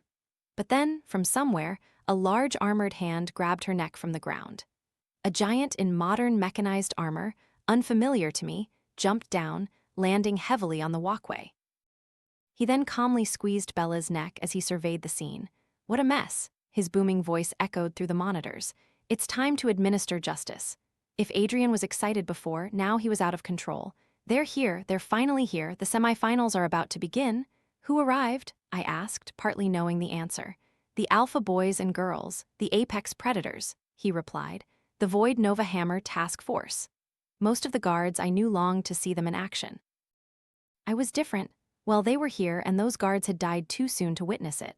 Sorry, that was a really tasteless joke. I guess Adrian's presence had rubbed off on me a bit. Speaking of Adrian, he was frantically rummaging through his pockets while his eyes remained glued to the screen. After a few minutes, he threw a bag of white powder onto the table. Aster Coke? I asked. He shook his head. No, just the regular stuff. The show hasn't reached its climax yet, gotta conserve it. He snorted a large amount of powder for about half a minute. Hey, he growled, sniffling, do you guys want to hear a secret? I guess we didn't have a choice. The Void Nova Hammer Task Force, what do you think their members are recruited like? I shrugged. I don't know, some kind of testing, I guess. He laughed loudly. No, they're anomalies too. My jaw dropped as he continued to explain. TFVN is a constantly rotating team made up of anomalies, with a few exceptions, who strike a reasonable balance between being powerful and sane. In fact, different nations occasionally loan anomalies to each other for use in their forces. In return, members are allowed to live freely in society, though they are closely monitored while doing so. You know a lot of top-secret stuff, Santu, I said to Adrian. What the hell is he? Adrian leaned back in his chair. Oh, nobody. Just a guy who stumbles into things, a well-read, well-traveled man. He really couldn't stand still. Anyway, I turned back to the screen as Bella struggled with her seemingly insurmountable opponent. She fired a barrage of blades, but before she could even raise her hand, it was crushed. Feels good, she spat, life draining from her breath, word by word. As Adrian continued to explain to us, this particular TFVN member was Kentai Sanders, the executioner, 65, tall, weighing 286 pounds. He was rumored to be a very tough individual, an unnaturally strong man with an incredibly twisted and extreme notion of justice. To him, subtlety meant nothing. Rehabilitation was a joke. Second chances were an alien concept. He was a man with a completely black and white worldview. To him, the law putting him in prison didn't represent proper justice, only his ideals mattered. Provoke his sensibilities, and you were a criminal needing execution. He's got quite a notorious reputation around here, Adrian continued. He's captured at least 7 anomalies in here, almost killing all of them. Honestly, I'm not rooting for him to win. Hard to recapture later. Just as Bella looked like she was about to pass out, Kentai was caught off guard by a charge from Luz. Well, perhaps off guard wasn't the right term. Kentai blocked his attack with relative ease. There's number 1 revenge client, Adrian said. The big guy who wiped out Luz's entire village before dragging him in here. No surprise he's furious. For the first time, a savage look appeared on Luz's face. He let out a roar of rage before digging both hands into the only exposed part of Kentai's body, his neck, causing the surrounding area and his face to glow with electric sparks. Oh, come on, that won't work, Adrian muttered, smirking. Kentai growled, seemingly completely enduring the shock without succumbing before grabbing both of Luz's hands and slamming him to the floor. He released Bella in the process. She immediately fled for her life. Adrian clicked his tongue. Annoying, she didn't even help him. Typical woman. Santu and I just exchanged awkward glances after that comment. Unfortunately, Luz's rage wasn't enough for him to complete his revenge. While still on the ground, Kentai stomped hard on his head, crushing it like a watermelon. What a brutal sight to behold. He then shifted his attention to Wu.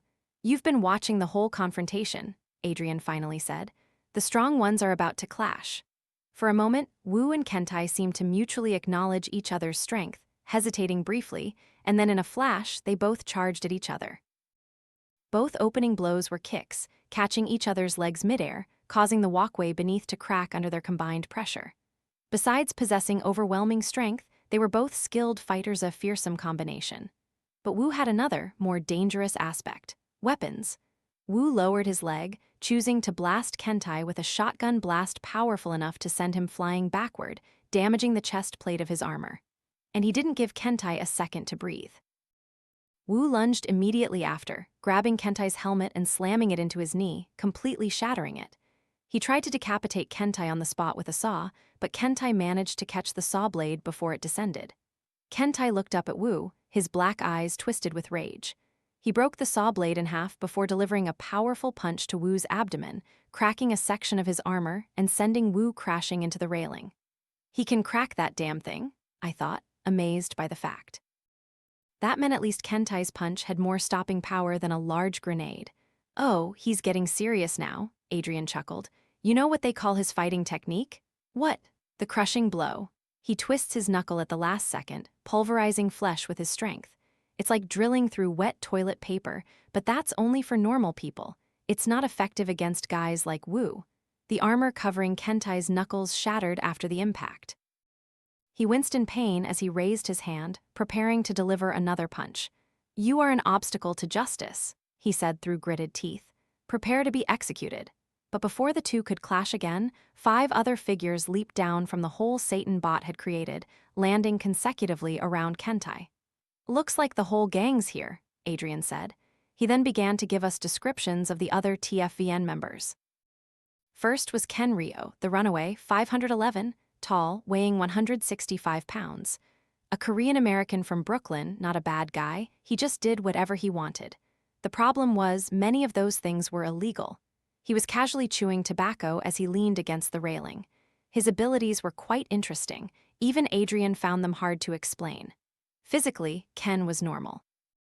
However, he had the ability to summon portals from which strange-looking but incredibly powerful entities would emerge and tear his opponents apart. But ultimately, all he really wanted was to run away. He hated being monitored. Next was Nasser El-Rafi, the Blood Vortex, 58, tall, weighing 168 pounds. He was a loan from the Saudi Arabian government. He had the ability to transform into a vortex made of glass-like material, moving at speeds up to 120 mph, along with the ability to spray deadly shards at multiple targets simultaneously. It was a pretty brutal way to die. He was also a rather peculiar individual. While almost every other anomaly assigned to TFVN had clear ambitions, his were a mystery. But he probably didn't have good intentions. His eyes darted around while a large, scheming grin spread across his face. Then came Callista Taylor, the beautiful demon, 511, tall, weighing 120 pounds. She was a former fashion model from Australia. Her career ended at the age of 23 when she suddenly killed 4 other models along with the police force sent to arrest her. Her abilities were rumored to have been latent since birth, gradually accumulating to the point of being uncontrollable. In her demon mode, her mouth would abnormally widen, dark rings would form around her pupils, and her body would be enveloped in cold gray flames. At that point, she became intangible, like a ghost, and would drift into victims' bodies, causing them to bleed profusely from every pore. But that only worked on humans. With most anomalies, she had to resort to hand-to-hand combat, using her razor-sharp claw-like fingers. Her ambition was quite clear. She just wanted to kill everyone, regardless of whether they were anomalies or not. That begged the question of why they assigned her to the force in the first place, as she was too unpredictable. Forget it, I'll never understand these people. I was staring at Nassar, but there was no emotion in her eyes. It looked like she just wanted to kill him and get it over with. Next was Clint Rockwell, the normie, 61, tall, weighing 180 pounds. Like Nassar, he was also a mystery. He was rumored to have never been an anomaly, possessing no superhuman strength or abilities beyond imagination, just a normal person but with authority. Adrian didn't know much about him, only that he was a special case granted access to top-secret information and a position in TFVN thanks to an offer from an anonymous high-ranking official. To compensate for his lack of physical abilities, he was granted an oversized power suit called the Behemoth, along with the God-slaying cannon, a heavy automatic rifle that fired explosive rounds at 600 rounds per minute. He stood still with a rather determined expression, as if he had a specific goal and mission. Finally, the leader of the force, Jack Barr, all-American, 6 tall, weighing 200 pounds. Like Clint, he was also not a born anomaly. Born in Oklahoma and from a prominent family, he was an excellent soldier who then became a government agent with the help of a few connections. He was eventually chosen as the subject for a project called the Paragon Experiment, in which government scientists would attempt to create superhumans through genetic engineering. Well, he wasn't the first, but that's what he was told to put his mind at ease. Anyway, his experiments ultimately succeeded. I guess the 8th time was truly the charm. As a result, he was basically Superman, minus the ability to fly. Genetic engineering hadn't progressed that far. Well, look at that blonde hair, Adrian remarked. How the hell does he get his hair like that? A smug grin spread across Adrian's face as he stepped in front of the group. Just looking at him for 5 seconds, I concluded that he was probably an arrogant jerk. What's the rush, Kentai? Don't get too excited, Jack said. Remember who's giving the orders. Your meaningless orders mean nothing to me, Kentai replied, still staring at Wu. The only thing that matters is justice. I could see a large vein bulge on Jack's forehead due to the defiance. All right, he muttered, then seemed to regain his composure. Complete the mission. He directed his gaze toward Wu. Come on, big guy, you lost your chance to have a fair fight when you decided to become a crazy robot. Although Wu could be Kentai's match in a solo fight, facing the entire TFVN at once was a pretty tall order. I guess he knew this as he leaped over the railing, landing on a lower floor. I'll go after him, Jack said, stepping toward the others. The rest of you handle the pit's hooligans. They want the Anomalies alive, but I'll be disappointed if you don't bring me back a few pieces of chopped meat. That was one thing he and Kentai could agree on. And remember, he said, turning back, his face suddenly contorted with rage, you're all damn Anomalies too. You try to escape, you try to do anything, and you and I will beg me to end your pathetic lives. He pointed at Ken. You stay here. Make sure no one tries to escape through the roof. Instead of acknowledging the order, Ken just raised an eyebrow. Hey, did you hear me, you damn Jap? Remember when we beat you in the war? Isn't he Korean? Clint muttered. Ken just raised an eyebrow at the remark.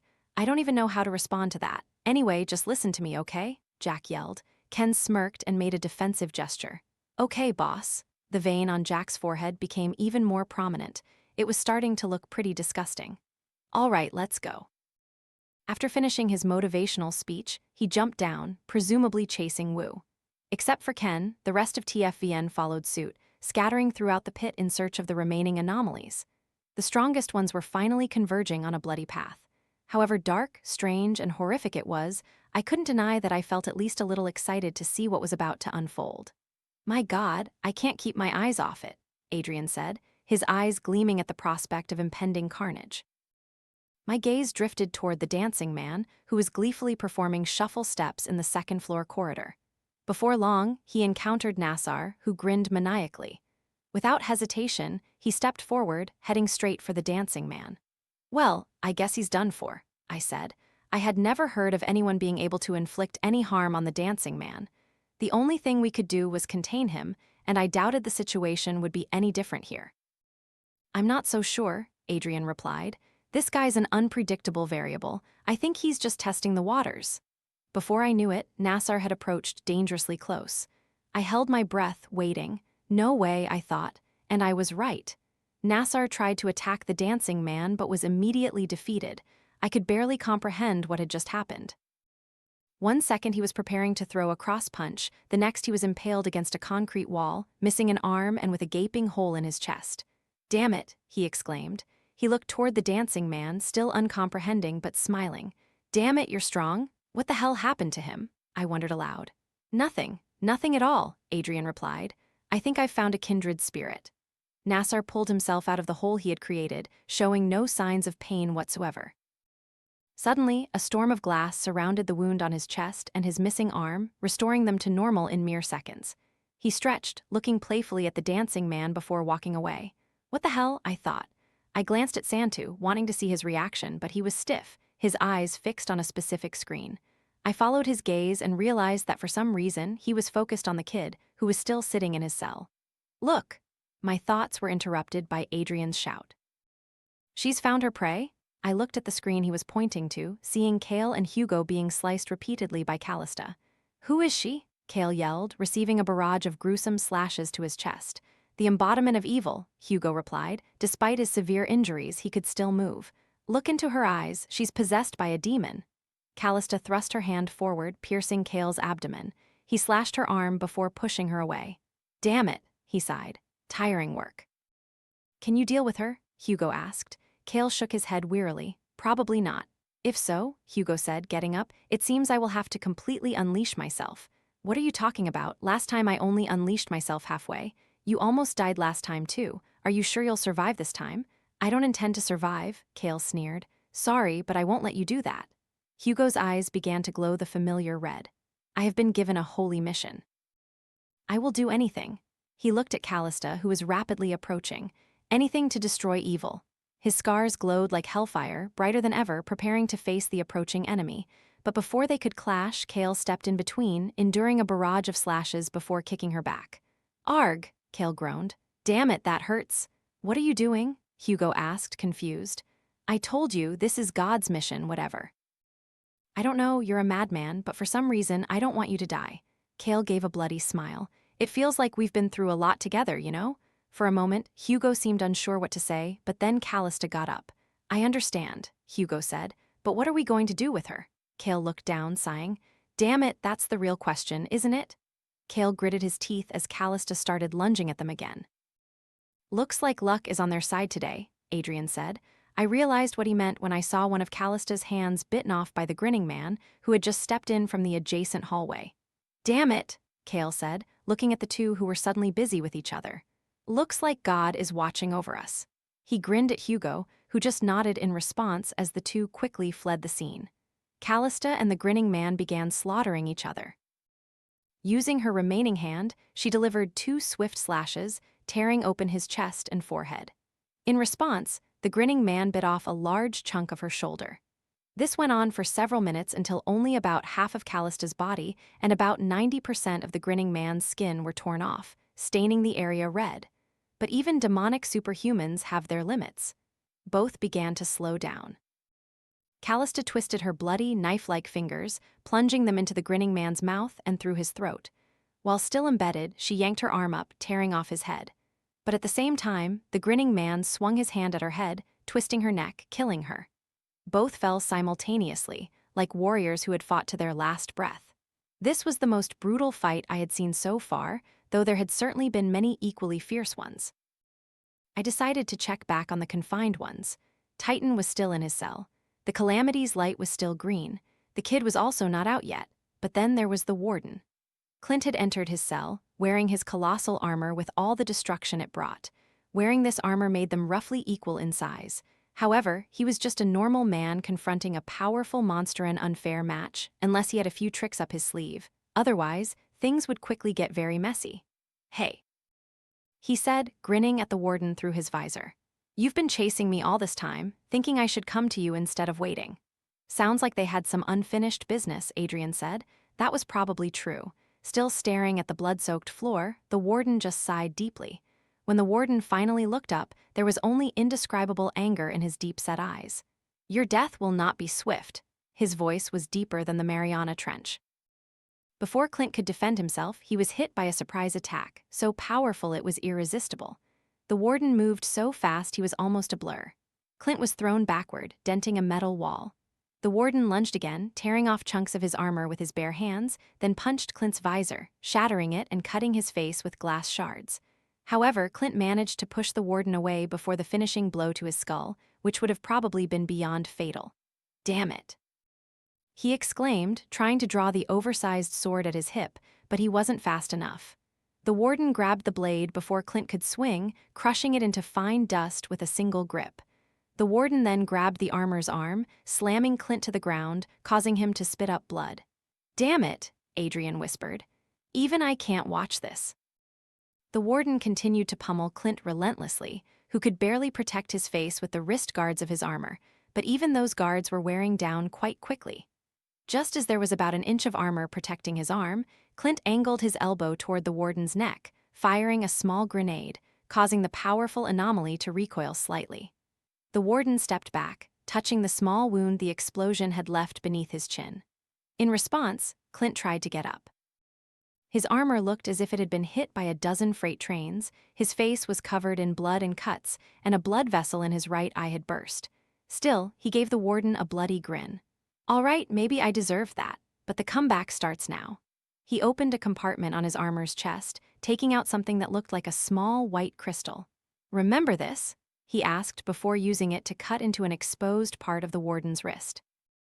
The warden's face contorted in an incomprehensible expression of rage, then lunged again, slamming Clint into another wall before tearing off a large chunk of his armor, then punching him hard in the chest. At that point, I was 100% sure he was done for. But to my surprise, he still endured the punch, wincing only slightly. "What do you think?" he asked the warden, still grinning. "We did some experiments. These crystal fragments have been enhanced." The warden let out a piercing scream that surprised me. It didn't deafen Clint on the spot before lifting him up and throwing him backward into his cell. The warden followed, grabbing his head and slamming it repeatedly against the metal toilet about 10 times before it broke from the impact.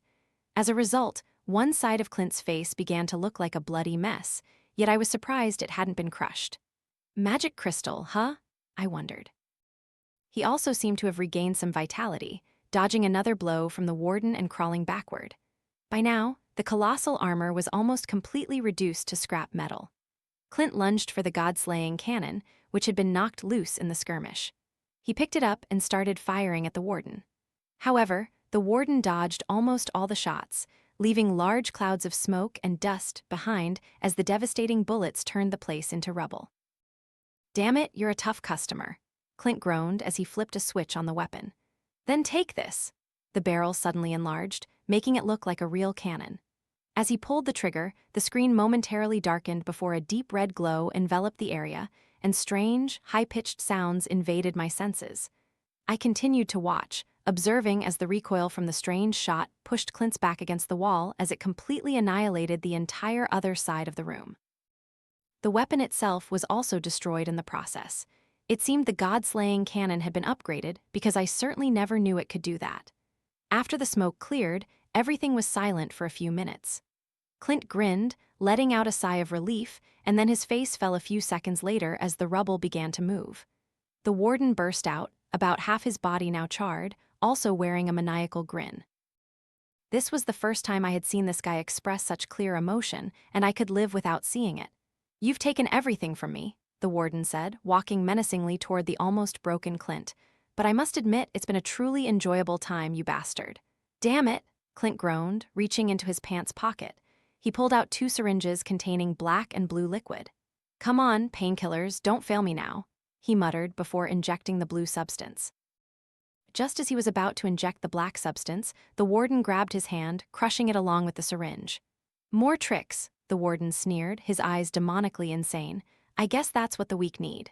Clint just laughed. "You're not very smart when you're angry, are you? That substance is already in my bloodstream." The warden released his hand, revealing Clint's bloody, mangled, and crushed hand. However, the black substance had seeped into the wound. "What is that?" the warden asked. "A gift from a good friend and my last hope. I didn't want to use it now, but it seems I have no other choice." In mere seconds, almost all of Clint's wounds healed. Along with that, his muscles visibly tensed. "No way," the warden gritted his teeth. "That's one thing I've learned," Clint replied, grinning widely as he stepped forward. "Nothing is truly impossible." He stepped forward, delivering a powerful blow to the warden's chest, sending him falling backward into the rubble. Clint looked down at his fist with surprise. "Good job," he laughed, but he didn't have time to savor his new strength. The warden rose again like a wild beast frantically chasing its prey. "You're too weak," he yelled. "I will never lose to you, cannot lose to you," Clint sneered. "You're right, I am weak. I'm sure your ego won't accept that either." The warden roared before lunging at Clint. When they met, they engaged in a fierce exchange of blows that shook the entire place. Although Clint's physique had been greatly enhanced by whatever serum that was, there was still a clear disparity in strength between them, with each of the warden's blows seeming to deliver greater impact than his. However, he had an advantage. He was clearly well-trained in hand-to-hand combat, while the warden was just an amateur brawler. He dodged a series of hooks before retaliating with a barrage of his own punches and kicks. At this point, the warden's demeanor had devolved into that of a savage, relying solely on fighting instincts. However, I could see that malicious grin seeping through his wild frenzy. He was definitely enjoying the adrenaline rush. The warden lifted Clint by the waist, slammed him against the wall, then to the ground, then climbed atop him, raining down a series of hammer fists that Clint was forced to block with his forearms in pain. Soon, Clint's skin began to tear from the punishment. While on the ground, Clint managed to deliver a kick that struck the warden's groin. However, he barely received any reaction from him. He simply wasn't strong enough. Instead, the warden slammed both fists down on Clint's ribs. I could hear bones crackle through the screen. He winced in pain, but the warden didn't give him a moment to recover. He drilled a fist into the side of his face. A spray of blood and a few teeth flew from his mouth as his head was twisted to the side. "He's definitely done for," Adrian remarked. I had to share that sentiment. Clint's effort was more than commendable. He had truly fought better than I had ever hoped. But even with all his tools, tricks, and skills, he was no match. At least that's what I truly believed. But this guy was full of variables. After taking another powerful blow to the shoulder, Clint somehow managed to break free from underneath. I couldn't even comprehend how he did it. Then, in a series of moves that would have made top jiu-jitsu fighters gasp in delight, he engaged in a fierce ground grappling match with the warden. Looking at his face, I could see he was pushed far beyond his limits. It was at this moment that the warden's weakness truly became clear. He didn't know how to grapple. After about a minute of relentless, painful struggle from both sides, Clint managed to put the warden in a beautiful triangle choke.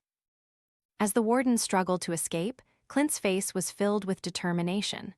The warden changed tactics, choosing to strike Clint's already broken ribs in an attempt to break the choke. That was a bad decision. It only allowed Clint to tighten the hold. Despite enduring all the gruesome punishment, Clint never let go. Soon, the warden's movements began to slow, and then he stopped moving entirely. Even then, Clint didn't let go. He held onto the warden's neck with all his might for about 4 minutes before finally releasing him, gasping in pain and exhaustion. He looked like he was about to die on the spot, but that didn't matter to him. The battle was over, and an improbable victor had emerged. With a weary smile on his face, he raised a trembling fist in victory before passing out. "Well, I'm actually moved," Adrian said, as if rewatching a Rocky movie. On another screen, Bella had found her way back to the upper floor, back to the wide-open escape route. "Wow, what a pleasant surprise," Ken said, blocking her path. She seemed surprised too as they looked at each other. "Is this a joke?" she replied. Ken shrugged. "Where else would I expect to find you?" "Are you going to let me go?" she asked. "If I do, that American will come find me and beat me like a dog." "I have to wait until he dies first, then we can go out into the sun together," he chuckled. "Meanwhile, would you like to chat?" she sighed. "What do you think is going on here?" "I don't know," Ken replied. "That's up to you. You already know how I feel. I tried to assassinate you. You were hired to assassinate me by some big shot. It certainly wasn't personal." "Oh my God," she sighed again. "Besides," Ken continued, "I'm still alive. Maybe you didn't really want to kill me." "That's what I tell myself. You're crazy if you think anything will happen between us. Who do you think I want to date now?" "Well, I didn't either until I met you." A long silence ensued. "Let's face it," Ken spoke, "we're bad people living bad lives. Don't you ever get tired of it?" "Tell that to yourself," she replied.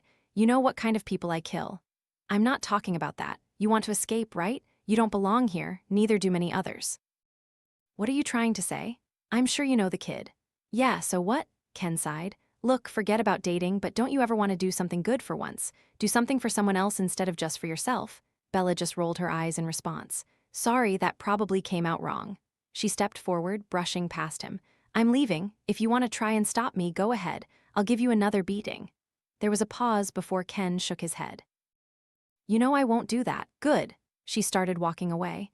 "I'm not tired of anything, by the way," she said without turning back. "I'm in control of my life, and I quite like that." She left, leaving Ken with a slightly sad expression, but eventually he smiled. "Of course she likes that." He walked away, abandoning his post, but I'm sure he didn't care much. "Well, that was a truly disappointing conversation," Adrian said. "Let's get back to the interesting stuff." He grinned. The final cards are starting to fall into place. Jack finally found Wu. "Are you China's secret weapon or something?" he asked, approaching the old mechanic who remained silent. "Doesn't matter," he continued, clenching his fists. "America is always number one. Look up there." I turned to the screen Adrian was pointing to, seeing Kentai still wandering the corridor, still grinding his teeth in a fury driven by justice. In fact, he wasn't wandering anymore. He was advancing toward someone, but at first I didn't recognize who. "Come here, you bastard." But I recognized that voice. It was Senju, his head now like a glowing, floating skull, covered in a layer of black bone. "He's dead already?" I asked, confused. Adrian smirked. "You know nothing about the Rid style, do you? One of its core elements is resurrection technique." Of course, I thought, how could I not know? "You killed everyone in my dojo," Senju yelled at the approaching Kentai. "You're dead." Kentai gritted his teeth even harder, to the point of cracking. "I only uphold justice, and I've waited too long to finish the job." "How did we get so lucky to find this place?" Adrian said. "Front row seats, clearly." It took me a moment to process what he had just said. "What are you talking about?" I asked. He looked at me as if I were crazy. "What are you talking about? Didn't you build this place?" He shook his head. "So if not you, then who?" My eyes wandered to Santu, who was still intently staring at the kid. "He was the one who led me into this room in the first place." I remembered thinking it was rather strange at the time, but with everything that had happened, I forgot to question it further. But now I couldn't avoid it anymore. "What the hell is going on?" "Now even I'm confused," Adrian said, then turned to Santu. "What's going on? Who are you?" "Yeah, that's a good question," I added, also looking at him. "Come on, buddy." I had known him for years, yet now I couldn't comprehend what he was planning. Santu took a long time to answer, and even then his answer didn't satisfy anyone. "It's complicated," he finally spoke. "Anyway, aren't you guys watching the show?" I didn't press him. Over the years, I had learned that forcing only led to dishonest answers. Besides, he was right. Jack was charging toward Wu. "Come on, Wu, show me your kung fu. I'm gonna beat you with American boxing." Did he really think boxing was invented by Americans? Adrian muttered. Wu instead blasted him backward with a shotgun in his hand. Jack was sent flying into a support column, demolishing it in the process. Though he seemed unharmed, his American flag-printed armor was now riddled with holes. This certainly infuriated him. "Oh, you're in trouble now, my friend," he said, a twisted smile spreading across his face. For the first time, Wu decided to speak. "What do you think is going to happen?" In a flash, they clashed with their respective strengths and speeds. Both their movements were almost impossible to grasp, but if I had to estimate, the confrontation unfolded as follows. Jack delivered a punch to Wu's helmet, cracking it slightly. Wu tried to stab Jack with a large blade. It broke on his arm. Jack advanced, unleashing a barrage of punches to Wu's head. Most were blocked. Wu retaliated with a kick to the ribs. It caused Jack pain. Wu used laser guns from his eyes, burning Jack's cheek. And then the truly intense fight began. Wu delivered a series of powerful punches with armored knuckles. Wu shoved a grenade in Jack's face. Wu struck Jack's ribs with a spiked club. Wu pierced Jack's shoulder with an elbow-mounted blade. Wu broke one of Jack's fingers. Wu headbutted him. Wu lifted him up and executed a powerful slam, destroying the walkway they were on and sending both falling to the lower floor. And then Wu began to choke Jack. "He has the advantage with his weapons," I said. "There's no way Jack can turn this around." Adrian chuckled. "America didn't pour billions of dollars into this guy for nothing. He's got a few tricks up his sleeve, and oh my god, that's actually true." Jack frantically struggled to escape Wu's iron grip. "You bastard," he yelled before his right fist began to glow red. He released Wu's wrist, instead punching him straight in the throat. The first blow had a significant impact. I could see Wu's armor crack as he was pushed backward, forced to release his grip. Still gasping from the struggle, Jack pulled himself up, his fists smoking like hellfire. At the same time, Wu was also trying to catch his breath. "How do you like that?" he said, raising his fist while grinning like a complete lunatic. Suddenly, his left fist also began to glow, only this time it was blue. "Things are about to get ugly," Jack said, the star and stripes style immeasurable. What followed was a blurry exchange of blows. I could hear successive crashes of metal, white smoke, and sparkling electricity intermingling with red and blue flashes from Jack's fists. Two individuals at the peak of their power, fighting with everything they had. After about a minute of furious but incomprehensible fighting, both men sustained significant damage. Wu's armor was cracked and dented, with both his right forearm and left thigh now exposed. Blood was also seeping from his cracked helmet. In contrast, barely an inch of Jack's body was unscathed. He was cut and swollen all over, with one eye impaled and his right shoulder abraded down to the bone. They stared at each other in brief moments of recovery, and then they lunged at each other's throats. Wu tried to shoot Jack in the face with his palm cannon, but Jack managed to duck under the projectiles, delivering both fists to Wu's chest, completely shattering his armor at that point. His internal organs were now exposed. Jack knew what opportunity he had just created, as evidenced by the sinister grin on his face. In an instant, Jack pulled back one of his fists and slammed it straight into Wu. Without armor protection, that blow must have crushed his internal organs. At least, that's what I inferred from his reaction. In a flash, he collapsed in pain before being thrown over the railing to a lower floor. As he clutched his ribs in agony on the ground, Jack leaped down and stomped on his helmet, finally crushing it. He had done what even the most sophisticated weapons struggled to do. In a desperate move, Wu drew his shotgun and began firing upward, forcing Jack to retreat. The pain is beyond endurance. He pulled himself up, finally revealing his mangled face through the broken helmet. "You're just a normal human under that armor, aren't you?" Jack said, gasping. "Ridiculous. So are you before the experiment," Wu replied. Jack sneered. "Is that what you think? That I'm just like you, a damned normal person?" "Yes," Wu replied. "We weren't born anomalies." Jack shook his head. "Why does that matter? Look, I'll admit one thing, you're strong as hell, you even gave me trouble, but your attitude is garbage." Wu struggled to reply. "We certainly don't have innate special powers," Jack continued. "But we changed ourselves. We climbed to the top." He paused for a moment. "No, you're not just a normal person under that armor, and I'm not just some jerk in the crowd before the experiment. They didn't just pick some random jerk, did they? These are things we achieved ourselves, things no one else could do. Why don't you understand that?" Another silence followed. The silence was broken as Wu pulled from his shoulder a large, red-orange blade, the aberrant blade. "Jack Bar," he began, "on the surface you seem unintelligent, but just now you said something almost profound." Jack sneered at the backhanded compliment. "You're strong too," Wu continued. "I will show my respect by taking you down with my ultimate weapon." "I'm touched," Jack replied. "I guess I'll have to show similar respect." He closed his eyes for a moment, then opened them to reveal only white beneath his eyelids. The red and blue light from his fists began to spread up his forearms, then quickly enveloped both sides of his body. "You should feel honored. I'm about to crush you with the entire American spirit." Two powerful men, both at the peak of their own strength, stood opposite each other, fully acknowledging each other's power. An earth-shaking confrontation was about to occur. Wu struck first, swinging his blade, unleashing a bizarre snake-like entity from its tip. It lunged with incredible speed, hooking its claws into Jack's arm and trying to bite his head. Jack retaliated by punching the monster straight in the throat. It bit hard, piercing his arm but breaking its own teeth in the process. Jack and the monster fought fiercely and relentlessly, with the monster seeming to grow larger as the battle progressed. However, Wu himself stood still. What is he doing? Why isn't he charging? I wondered aloud. He can't, Adrian replied. Look closely at him. It took me a moment to understand. The punch Wu took to the chest had almost incapacitated him. In fact, he was struggling to stand upright at that point.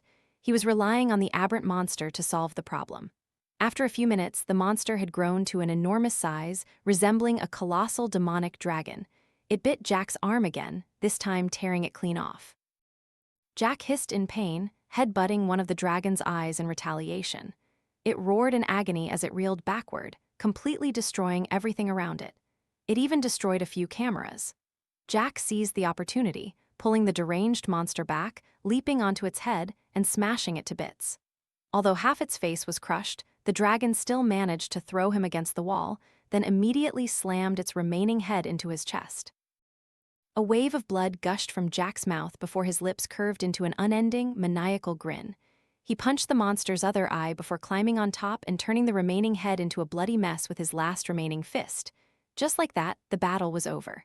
As the dragon died, the sword also disintegrated. Jack leaped down, standing before Wu. He was half smiling, half groaning as he limped toward him. I lost an arm, lost an eye. You really gave me hell. Wu maintained his expression for a long moment, but finally a non-malicious smile spread across his face. He simply acknowledged the relentless fighting spirit Jack had displayed.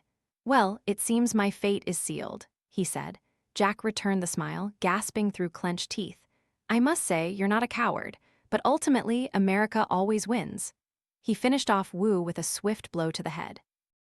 As the mechanical enemy fell, Jack's body stopped glowing and he began to stagger away, his steps strained and delirious.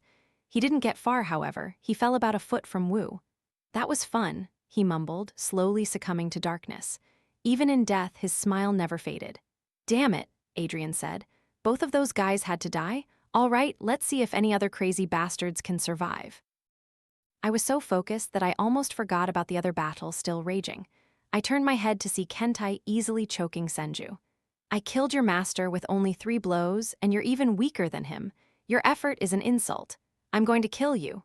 Kentai punched Senju's jaw and slammed his neck to the ground, cutting him off. I guess we'll never know what he was going to say. What a mystery. But despite the overwhelming power disparity, Senju continued to charge at him, only to be beaten mercilessly every time. "Damn it!" he yelled in frustration after taking another punch to the chest. "Don't avoid justice," Kentai said. "Your time is up." But then an unexpected figure appeared. Hugo charged into the scene, unleashing a barrage of blows on Kentai. However, he reacted just like a normal person would react to a mosquito bite. Hugo was instantly knocked back, with seemingly little effort from Kentai. His scars glowed like hellfire as he pulled himself up, his eyes gleaming with piercing rage. Why is he angry? I wondered. Kale arrived a few seconds later, yelling at Hugo. "What the hell are you doing? I know you're crazy, but come on," he yelled. "He's the one who killed my master," Hugo said, his voice trembling. "The last good man in this world, destroyed by the very evil he tried to help." But he was foolish. There's only one way to respond to the evil in this world. "This bastard killed my master too," Senju said, turning to Hugo. "Bury him alive." Hugo sighed, clearly not thrilled with this potential ally.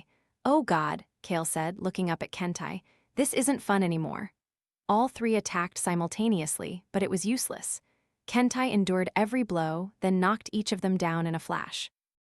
He grabbed Kale by the neck and threw him toward Senju, sending both crashing into the wall.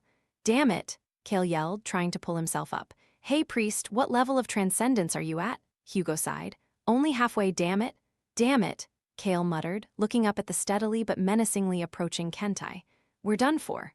"Not quite. I'm 10 times stronger at 100% compared to 99%. "I'm not sure the math works out there," Hugo said before taking another punch to the gut. "Doesn't matter," Hugo said. "One of the greatest evils stands before us. All measures must be taken. You will die." "You will truly die," Kale exclaimed, forced to continuously dodge Kentai's blows. Hugo's eyes gleamed a deep crimson, almost as if there was a real fire behind them. "We're going to die anyway." Kentai turned from Kale and faced Hugo. He narrowed his eyes. "Now I remember you." Hugo threw a punch so powerful it seemed to tear the air in its path. Despite blocking the punch, Kentai was sent flying backward. He stumbled, stopped, raising his hand. His arm was severely deformed from the punch. He grinned at Hugo, his eyes growing more insane with each passing second. "Evil must be eliminated. You have no right to make that decision," Hugo replied. They lunged at each other, both exchanging blows, with Hugo slowly but surely overpowering Kentai. Kale could only watch in admiration, and Senju was like, "Yeah, hit him in the face." But the more injured Kentai became, the more insane he grew.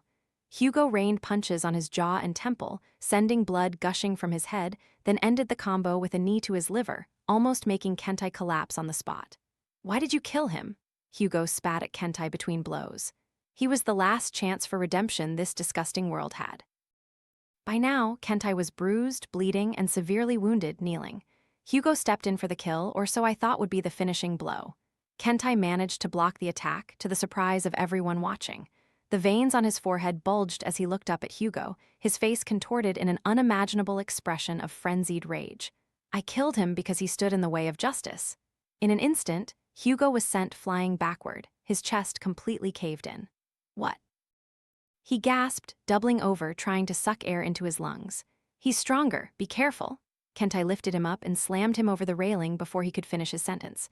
I had never been so horrified as I watched his spine bend into the worst possible shape. "Hugo!" Kale yelled, charging toward Kentai brave but futile effort. He was lifted up and mercilessly tossed against walls and floors. Kentai ended the brutal display by slamming his back against the wall. Kale collapsed like a pancake, every bone in his body almost broken. Recovering from that would be a tall order. "Damn it!" he groaned, unable to move anymore. Suddenly, Senju was alone again, heavily wounded and looking far less confident than before. We can't let him win, Santa said, his face a mix of fear and determination. Oh, you're not looking at the kid anymore, huh? I said sarcastically, shaking my head. I mean, what are we supposed to do? Instead of answering my question, he just glanced at me before abruptly running out the door. Buddy, what the hell are you doing? I called after him, to no avail. He was gone. I floundered for a while. On one hand, I really didn't want to go out there, but on the other hand, he was my friend, and as much as I wanted answers, I also wanted to make sure he didn't do something he'd later regret and have no chance to do so. After a few minutes of frantic deliberation, I found myself running after him. Where are you bastards going? I could hear Adrian calling from behind. He was the least of my concerns at that moment. A shiver ran down my spine as I walked through the blood-soaked corridors, adorned with the twisted corpses of my former comrades. It was a sight I had seen in nightmares before. I'm sure most guards had. Seeing it in real life was, to say the least, slightly jarring. It was certainly a hellish day, but the inevitable sunset finally seemed to be approaching. Santu, what the hell is going on?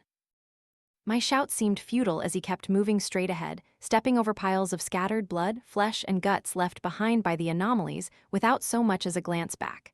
I chased him for 15 minutes before he abruptly stopped. What are you doing? I gasped, breathless between gasps. But then I saw who we were standing in front of. The kid. He was still sitting motionless in his cell, his eyes still fixed on the floor. Santa stood there for a moment, just staring at him. AJ, he finally spoke. The kid's name turned out to be AJ. AJ shook his head. I could see tears streaming down his face. No, he choked out. I can't. Santa smiled, tears starting to stream from his own eyes. I know I said you didn't have to do anything, but, he began. I'm sorry, I promised to get you out of here before. I didn't know how, but now there's a chance. We can't avoid it anymore. AJ looked up, extreme fear evident on his face. I can't face him. Santa slowly approached him. Everything will be all right, he said. Everything will be all right, Santa repeated, kneeling before him. Your gift is yours alone, the right to use it is yours. AJ continued to shake his head. You remember what happened, don't you? It wasn't your fault. But it was my fault. His voice began to tremble. Santa grabbed Aj's face, looking him straight in the eyes. You were manipulated by bad people.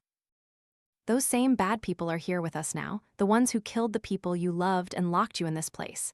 Anyone your age with your abilities would have made that mistake. It wasn't your fault. AJ wiped his tears. If I let it out, everyone will die. Santa shook his head.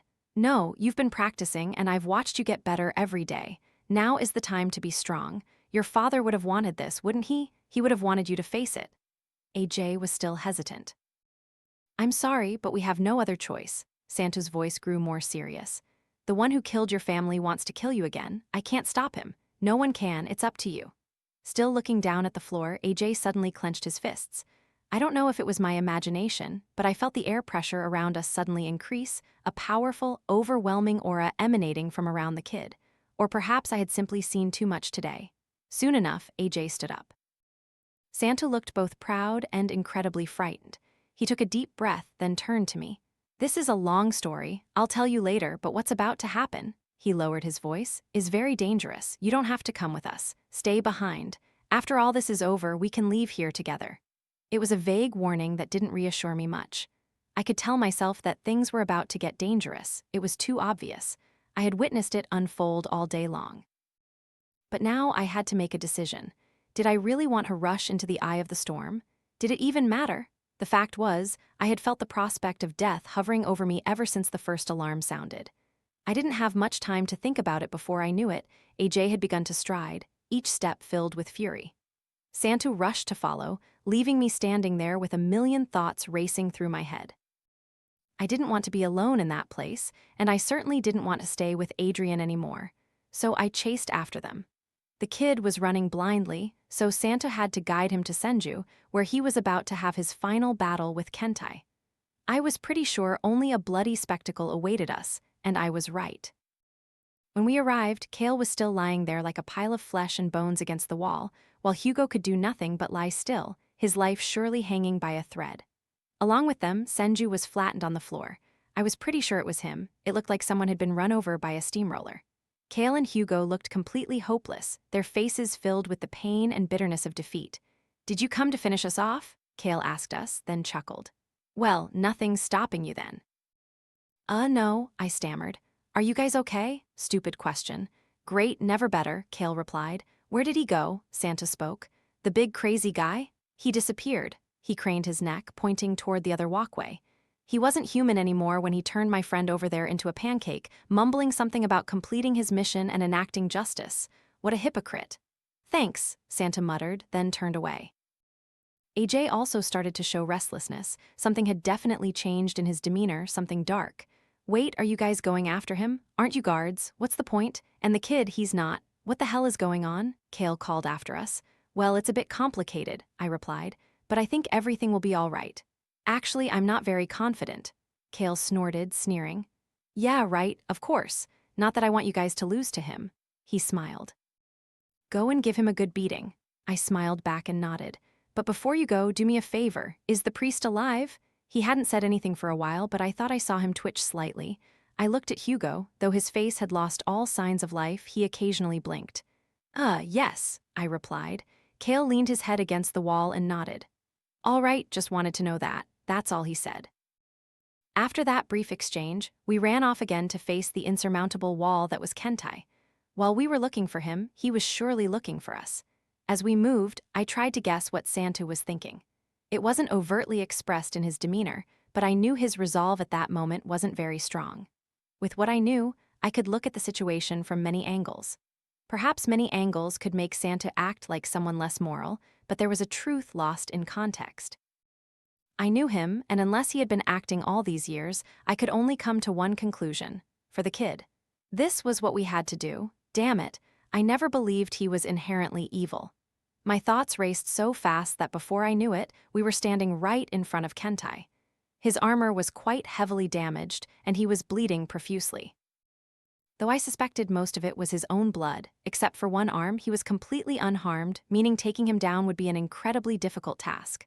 But on the other hand, I also didn't know what the kid could do. Kentai sneered as he stepped toward us. His bloodlust seemed to permeate the air around us, giving me a dark, heavy feeling in my heart. But all his attention was focused on the kid. I found you, he roared. Santa looked at AJ and nodded. AJ, it's time. No response. In fact, the kid stood frozen, eyes wide with horror. I had feared something like this would happen. Oh, damn it, Santa muttered, then shook Ad's shoulder. Come on, he's getting closer to us, AJ. AJ? His voice grew more and more desperate. The fact was, this entire plan was probably a huge gamble. However, it was certainly a gamble he was well aware of before playing. With his back against the wall, Santa stood firm with his promise to protect the kid. He exhaled, then shielded AJ, ready for a brave but futile battle with Kentai. You think I won't kill guards if they stand in the way of justice? Kentai roared. Santa snorted.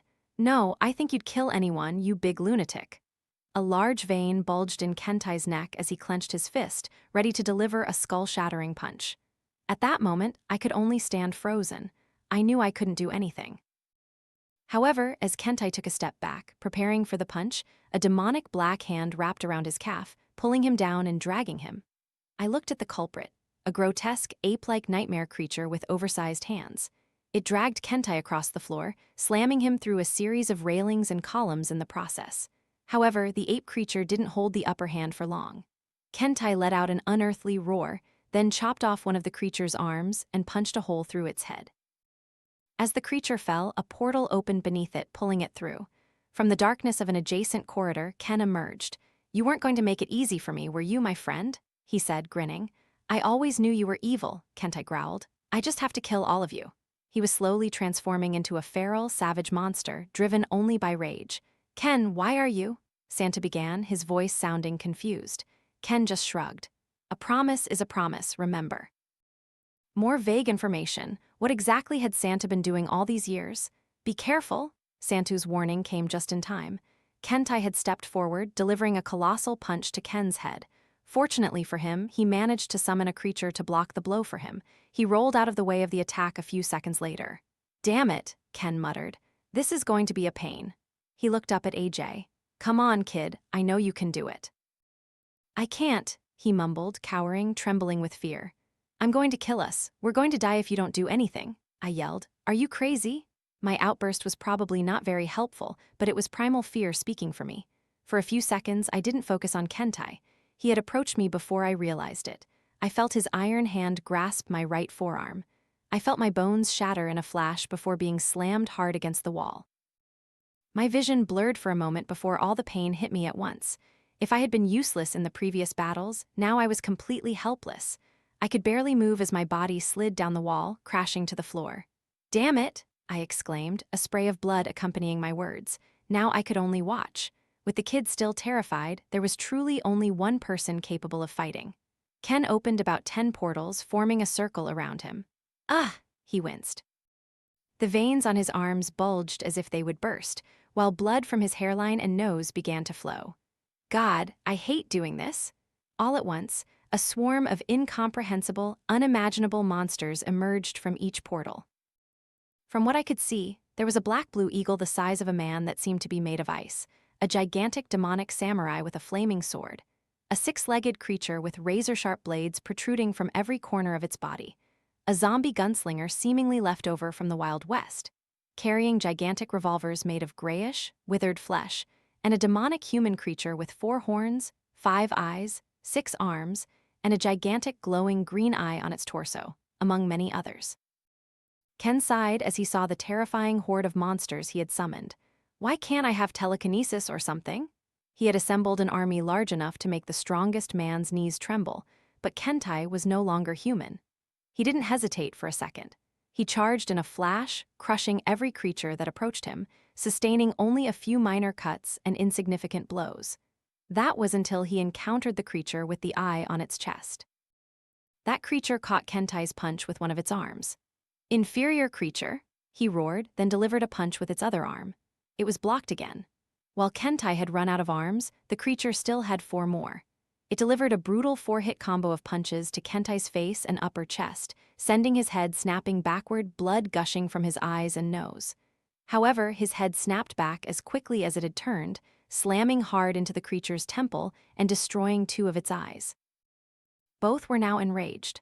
They roared in unison, then fought with a flurry of destructive blows. Neither bothered with defense or even tactics. They simply wanted to inflict the greatest possible damage, striking each other with everything they had. During the exchange of blows, I started to notice something strange about Kentai's appearance. He was certainly sustaining countless damage, but the difference wasn't just from the wounds, he was changing. His blood vessels began to convulse beneath his skin, almost as if trapped snakes were trying to escape. Furthermore, he seemed to be growing larger. In fact, he had grown larger since he fought Wu. I just hadn't noticed until then. He was taller than Santu, who he was supposed to be only 2 inches taller than. Now he was even taller than the creature with the eye on its chest, who had been the same height as him just minutes earlier. What the hell is this guy? I wondered aloud. Santu had certainly noticed it too. I could see his eyes widen in horror at the sight. The creature lowered its head, then charged at Kentai with its horns. It plunged all 4 horns into his abdomen, trying to embed each one about an inch into his flesh. Kentai's roar had now also changed. It had lost all signs of humanity. He was truly in the process of transforming into a full-blown monster. He had begun to shift from conventional martial arts to something else. He raised his fingers, plunging 2 fingers into the creature's eyes before gouging them out, creating a bloody, pulpy mess. Not giving the creature a chance, he bit into its chest, tearing off chunks of convulsing blue flesh. He ended the deadly combo by kneeing the creature in the eye, losing a piece of his own flesh and bone in the process. As he began to fall, he grabbed the creature's neck, pulling it down with him, then locking it into a brutal chokehold with one leg. He used so much force that the creature's head completely popped off after a few seconds. Ken began to look very worried, with blood still dripping from his nose. He summoned another portal from which a squid-like human creature emerged. Useless, it was taken down with just a single slap from Kentai, who had charged in from a running start. "Oh, damn it!" That's all Ken said before being lifted up and slammed brutally to the floor. That should have been the end for him if he hadn't summoned another portal beneath his back at the last second, allowing him to land on the soft body of some gooey creature instead of the hard metal floor. He rolled away, narrowly dodging a subsequent stomp that not only crushed the creature, but also destroyed the floor. Now breathing heavily, covered in cuts, Ken looked up at Santu, his face contorted in desperate fear. "No, not Santu." He was looking at the kid. "Come on," he mumbled. "I know you can do it." The The kid's expression didn't change, no light returned to his terrified eyes. Hopeless, I thought. Do real memories flash through your mind when you think you're about to die? A few memorable ones, an attempt to justify the way you've lived, the decisions you've made. You come to a frightening conclusion. You've been there, in the loop of the mystery called life, and now it's all about to fade. As another tear streamed down the kid's cheek, I felt one stream down my own. Ken sighed. I know you're scared, but we don't have any more time. Please. Santu raised his hand, cutting Ken off mid-sentence. His face was as cold as stone. It's happening. Ken looked confused. What? I wasn't sure what the answer was either, but I broadly understood.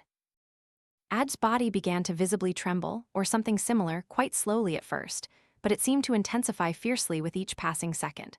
Soon, his body became a blurred, invisible mass, standing still. From within that blur, two cold, glowing red eyes emerged, and then I felt the floor begin to shake beneath my feet. Damn it! That was the only word I could utter as I faced the incomprehensible pressure that had just filled the space around the kid. He was no longer himself. I began to understand. It wasn't that he had difficulty controlling his power, but that something was residing within him. As his transformation continued, he had grown taller than Kentai by a head. His form also became fluid yet solid at the same time, like a floating mass of gas but vaguely humanoid. Then its original dark gray quickly transformed into a dazzling golden light. After about 5 seconds, its dynamic body finally stabilized into a specific form.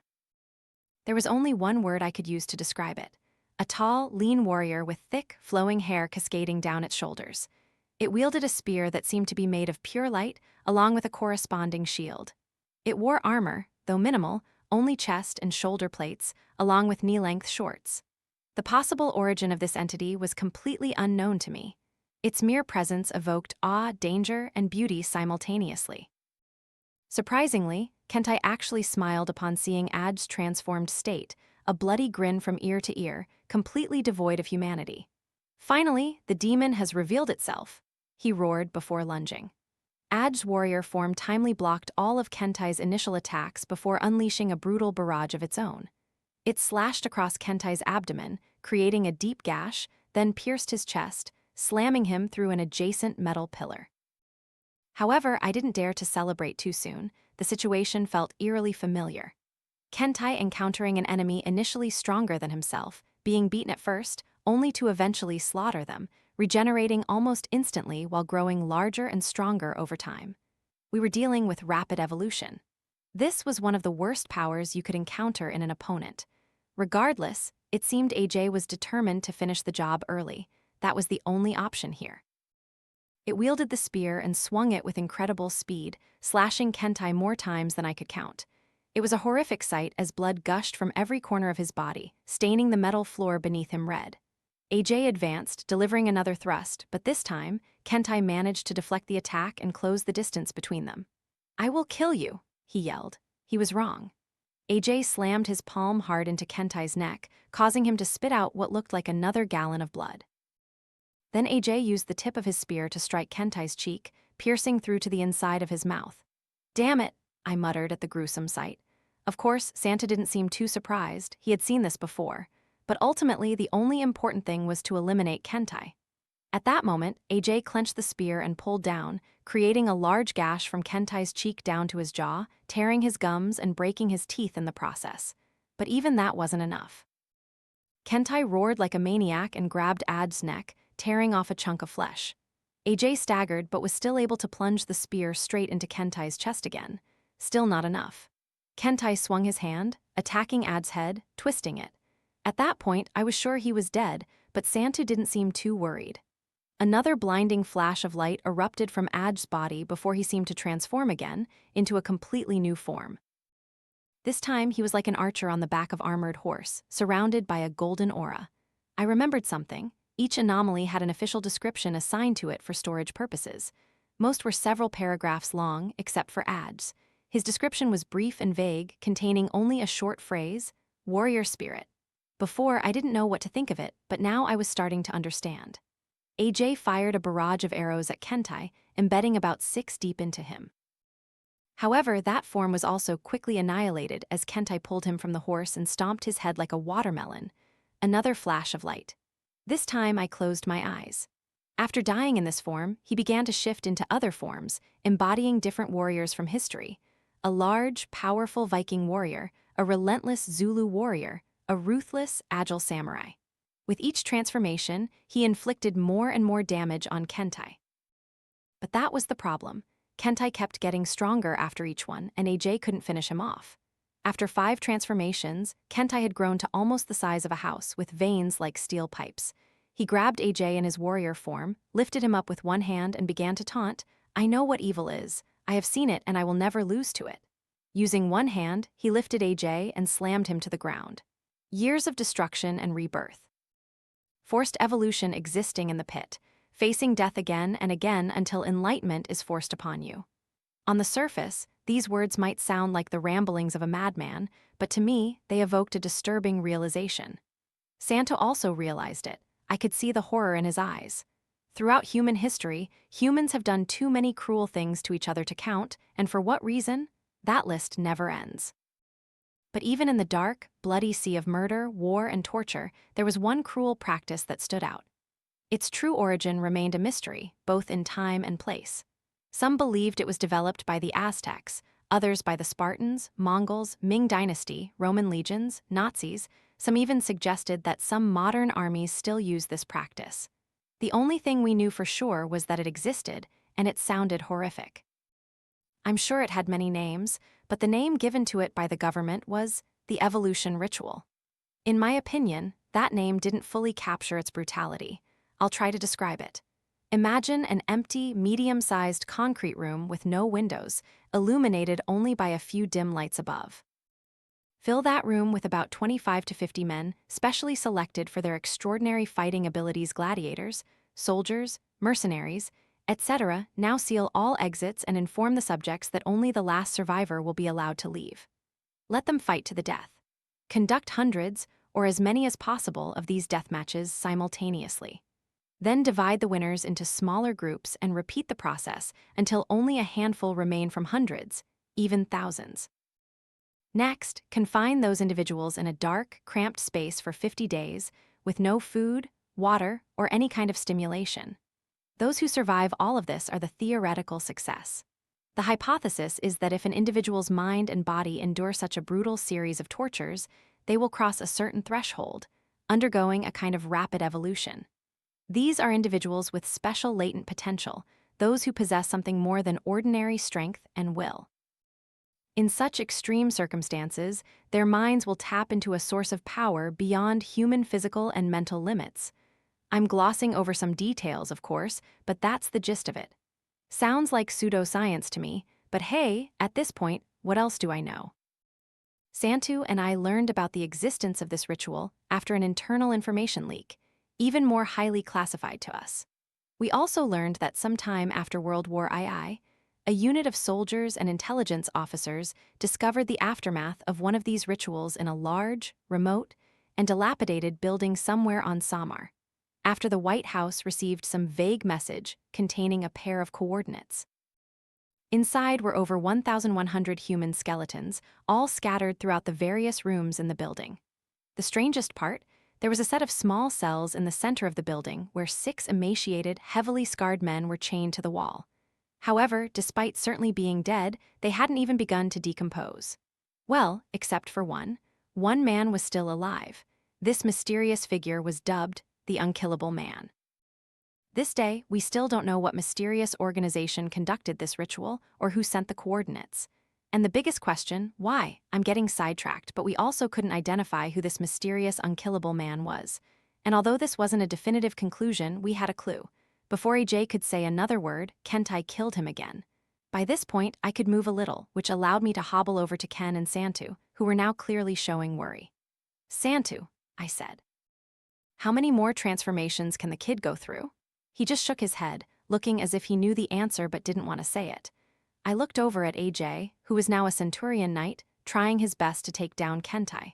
By now, I wasn't sure if the kid was getting weaker or Kentai was getting stronger too fast, but the problem was already clear. The kid was just delaying the inevitable. Something else needed to happen immediately, or we were all doomed. "I know what happens when he's pushed to his absolute limit," Santu spoke. "What he truly fears. If that happens, He paused for a moment. I don't want that to happen. I think that's enough, he said. Doesn't sound good, Ken muttered. Kentai killed the centurion by choking him. This time, the kid transformed into a gigantic Templar knight. I could see Santu clearly swallow. That's it, he said. This is the form he takes before things go bad. If Kentai kills this form, then God, I've made a mistake. By this point, Kentai had become so tough that the kid's attacks barely fazed him. However, he still had no intention of backing down. I guess that's the so-called warrior spirit, fighting even in the face of insurmountable odds. At the same time, all we could really do was watch. But before the two could engage in their penultimate clash, we heard a whistle from behind. We all turned at once to see Nassar casually walking toward us. Wow, when did you get so big? He said, his eyes wide with admiration. Have you become a demon too? Kentai growled. Nassar raised his hands in a defensive gesture. I just came to have some fun, big guy. What does that mean? As if answering his own question, we could hear heavy footsteps approaching from behind Kentai. A colossal figure was charging toward us. Titan had appeared, and from Nassar's grin, I could only assume he was the one who released him. Following primal logic, Titan targeted the biggest guy in the area, Kentai, who was now almost the same size as Titan. Kentai hunched into a defensive stance. I will not let evil. He was cut off by a sudden headbutt. For something so massive, Titan moved surprisingly fast. Their exchange was short but utterly devastating. Titan slashed across Kentai's chest, creating a large gash. Kentai slammed Titan's jaw, dislocating it. Titan tore off Kentai's left trapezius. Kentai gouged out all of Titan's eyes. Titan crushed Kentai's right hand while blindly sweeping. Kentai punched Titan's groin, destroying his privates. In a frenzied rage, Titan grabbed Kentai's head and slammed it against the wall, embedding it deep before pulling it off and tearing through the metal like butter. Kentai grabbed Titan's head from behind and pulled down hard, causing bones from its neck to break, piercing through flesh. I could tell Kentai had grown about 3 feet taller just in that exchange. As he tossed Titan aside, he turned to look at us, half his face now torn off, revealing his skull. Nassar looked about to faint with excitement. Unbelievable, he yelled, jumping up and down. That was truly amazing. Kentai silenced him with a punch that vaporized him. With little hope remaining, now there was even less. Santu's warning was rather vague, but I suspected it wasn't an exaggeration. The kid prepared his sword, a futile effort, considering he was about to fall, and then we would all be doomed. Or so I thought. The time Titan had bought us was about to prove invaluable. As Kentai prepared a blow that would likely finish off the kid on the spot, a barrage of bullets struck his face, startling him slightly. I turned to look at the one who had done it, and to my surprise, it was Bella. For whatever reason, the blood painter had returned. It's you, Kentai growled. Ken, of course, was thrilled to see her. You came back, he began before his face fell, but now you'll die. Don't worry about me like that, okay? She said. I wouldn't be here if I didn't have a plan. A plan? Kale suddenly appeared behind her. Well, I guess I could call it a plan. Anyway, there wasn't much time to execute it. In any case, we were hardly in a position to object. Kentai lunged past the kid, almost frothing at the mouth as he charged Bella with intense murderous intent on his face. I want to say Bella didn't flinch, but the truth is she did. She narrowly dodged his attack, looking anything but composed in the process. Kale attacked Kentai from behind, trying to sink his fangs into his skin. His fangs broke instantly upon impact. Oh, not with this one, he said before being thrown against the wall. However, he managed to distract Kentai long enough for Bella to move, running to an adjacent intersecting corridor and looking down. Damn it, she said before looking back at us. Distract him for 30 seconds, that's all I need. 30 seconds can be as long as an hour. Before Kentai could charge back toward Bella, Ken stepped forward, creating a few portals on the ground from which 2 crocodile-like creatures emerged. They were destroyed in 4 seconds. The kid charged Kentai next. This caused another problem. No, Santu yelled. Don't let AJ get close to him, Kale groaned, pulling himself up. All right. He jumped between Kentai and the kid, pushing the kid backward before blocking one of Kentai's punches with his hand. That arm was destroyed as he was thrown back again, but he managed to buy about 3 more seconds in doing so. Ken opened 3 more portals. Blood was now gushing like a fountain from his eyes, nose, and temples. Damn it, he muttered, trembling as he pushed his abilities to their limit. But then he smiled. I think I believe in you. 2 of his creatures attacked Kentai while the other held back the kid. That move bought another 4 seconds. I turned to look at Bella. She held up 10 fingers, then 8. But Kentai was moving. He would reach her in about a second. Honestly, I can't say I've done a lot of heroic things in my life. Sure, I stood up for a bullied kid in 4th grade, scared a guy away from breaking into a parked car once, broke up 2 bar fights, but nothing that truly put my life in danger. Realistically, I've never truly been prepared to do so.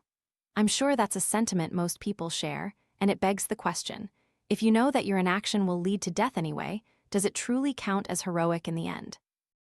But knowing I didn't have much time to think these thoughts, they raced through my head as my feet were already moving. "Hey, you!" I yelled as I got about a meter from him. Kentai turned to face me. I almost wet my pants on the spot. I had no plan, no strategy laid out. I wasn't even going to throw a punch. It wouldn't have made sense anyway. Nor was there any way I could block any of his attacks. I suppose at that moment, I was simply prepared to die. Perhaps even I didn't realize it. But then the luckiest thing that ever happened to me happened right then. I had always prided myself on my good balance, rarely slipping on ice, never swaying on boats or trains, always pretty good at sports. However, at that moment, I slipped on a puddle of blood, and by some miracle, it happened at the exact moment Kentai's fist was about to connect with my face. Instead of my skull being crushed, his knuckles merely grazed my cheek, creating a large gash as he did so. It certainly hurt like hell, and I wouldn't be talking to any girls for a while, but I had bought time. Bella fired another volley of blades into the back of Kentai's head, drawing his attention away from me. The next few moments happened quite slowly in my head. I watched Kentai charge forward like a whirlwind while Bella did her best to stay out of his way. As she was doing so, a figure emerged from the adjacent corridor behind her. I didn't need to wonder who it was, his movements said it all. It was the dancing man, joyfully prancing. Even Kentai hesitated for a moment, but it was too late for him. As they collided, the dancing man's MP3 player flew from his hand. For a moment, time seemed to stop. The dancing man stood frozen in place for about 10 seconds. During that time, even Kentai couldn't move. It was the calm before the storm. In a flash, the dancing man's expression contorted into something I will probably never be able to get out of my head. It was the ineffable look of infinite, otherworldly rage. I blinked once, and when I opened my eyes, before me was a red haze and flying fragments of limbs. One of Kentai's massive arms even flew toward me, almost dislocating my shoulder as it did so. The man we once considered an unmovable, insurmountable wall had been obliterated in less than a second. Now covered in blood, the dancing man walked to his dropped MP3 player and plugged it back in. We all watched in silence as he danced toward the opposite corridor and disappeared from sight. Kale was the first to speak. "I'll be honest, I was 99% sure that wasn't going to work." Bella let out a nervous laugh, half relieved, half disbelieving. I looked at the kid, who was now back in his night form. However, he looked confused, almost as if his reason for existing had suddenly disappeared. Soon enough, he returned to his original human form. AJ fell down, coughing up blood mingled with sobs. Santa quickly rushed to tend to him. "Is everything over?" I wondered. Except for Clint, TFVN was dead. All other anomalies were dead too, except for the dancing man and the Calamity, who was still confined. I guess everything was done. Touching scene, a familiar but utterly obnoxious voice echoed from behind me. I knew I had forgotten something. I turned to see Adrian standing right there with his characteristic idiotic, gaping, and arrogant grin. "Who is this devil?" Adrian ignored the question, looking at the kid. "Your skills are pretty cool," he said. "You know where you can really use them." "Oh no," I thought. "Please don't say it." His grin grew wider. "The Repentir matches." How in the hell did we get into this situation? At that moment, that was the only thought in my head. Like all good fun, this truly got me excited. "Damn it," Adrian laughed to himself. "I almost forgot what I came here to do. These drugs sometimes make me lose my focus." "Don't say another damn thing, don't say anything else." Santa cut him off. Adrian raised an eyebrow. "Oh, really? Look, I know you're trying to play the guard here, very commendable, and I'm sure this kid has been through a lot. But," the corners of his lips curved into a wicked smile, "I've been through a lot too, and you know what I've learned? This kid won't survive if he keeps sticking with you. He's strong, sure, but he can be much stronger. You guys got lucky against Kentai. That won't happen again. You don't want that, do you? Are you really going to send him to fight to his death on some damn planet?" Interrupted, Adrian groaned. "Oh, why don't you shut your stinking mouth? Just shut up." I hated to admit it, but his shout silenced me. A powerful aura emanated from around him, as if a switch had rapidly and aggressively altered his demeanor. Honestly, my will wasn't strong enough to confront him anymore. Of everyone there, I was certainly the weakest. Look, Ken said, stepping forward. I don't know what hellhole you crawled out of, but we just went through a lot to protect this kid. We're not going to let you just take him away. Adrian clicked his tongue. I don't want to get my hands dirty, but... He moved with lightning speed, lunging at Santu with incredible velocity. However, his attack was blocked by Kale at the last second. Damn it, Kale muttered, holding back Adrian's punch. How is this bastard strong too? Adrian struggled for a moment, then broke Kale's wrist and slammed his palm into his jaw. He lunged at Santu again, but was blocked by a volley of blades from Bella, which shredded his right arm as he tried to block the attack. Damn it, he yelled. Why do you guys keep freaking out over this kid? Are you stupid? That's a stupid question, Ken said, stepping forward, his face covered in dried blood, looking as if he was about to pass out. Yet he still dared to provoke. I can't live with myself if I let a monster like you get near the kid, he said, then opened another portal. This is one of my favorites. Glad it's still here. For you. A gigantic skeleton with charred skin fragments hanging from its massive bones emerged from the portal. It wielded an equally gigantic chainsaw, then charged straight at Adrian. What the? Before he could finish his sentence, he had to dodge the sharp chainsaw blades to avoid being decapitated. He ducked and dodged the deadly blades, but still sustained a few significant cuts. At the same time, Kale had gotten up, making things even harder for Adrian. Bella also quickly joined in, cornering him. Damn it! He growled before leaping into the air and smashing a section of the skeleton's skull with an elbow. Still not enough. The skeleton grabbed him by the neck and slammed him to the floor. As he struggled to get up, Kale charged, punching him down again. You should probably give up by now, shouldn't you? Kale sneered. Adrian spat out a mouthful of blood. You don't want that. He bounced back, headbutting Kale's chin, then charged headfirst toward the skeleton's chest. I get it now, he roared. I just need to take out your arms. He did just that, breaking both of the skeleton's elbows, causing it to drop the chainsaw. He prepared to deliver the decisive blow when a volley of Bella's blades flew in, striking his eyes and blinding him. Bitch, he yelled. The skeleton took advantage of the momentary distraction, kicking him against the wall. I have to say, things weren't going Adrian's way. He looked up at Ken, Bella, and the skeleton slowly advancing toward him, his face filled with frenzied rage. However, he didn't remain that way for long. Soon, he started to smile. All right, he said, raising his hands. Can't say it was a fair fight, but you guys win. Damn it, I thought I was tougher. He stood up, the smile still on his face. I guess it's time for Plan B? What's Plan B? Ken asked. Oh, I gave you a hint. Not going to like it. From his pants pocket, he pulled out a messy switch with a bunch of wires. I'm going to release the boss, the Calamity. I felt a cold chill. Ken began to step forward, but Adrian raised his hand, stopping him. Are you stupid? You're nowhere near as fast as me. He suddenly looked over at Bella, who was itching to launch more blades at him. You too, don't try anything. Do you know how stupid you are? Ken said. All right, Professor, give me another lecture. I mean, you guys brought this on yourselves. I just had one simple request. He let out another burst of maniacal laughter before turning serious. Last chance, I'm serious. No one move. In fact, no one said anything. We didn't know what to do. How do you know how to release it? Ken finally spoke. Are you just bluffing? Oh, you're annoying the hell out of me. He pressed the switch and dropped it to the floor. I'm a genius, he said. I can do anything. While Adrian continued to smile expectantly, we waited in tense silence, a period that felt like 5 minutes, but nothing happened. Ken broke the silence. You know, when someone bluffs, they usually don't do these things. Adrian's face contorted with rage. Let me go, he spat. All that effort wasted. He glanced over his shoulder. No, this is a trick, I'm not some. Like a bat out of hell, he charged down the opposite corridor. He's going to check the console, Ken said. That's right, I thought.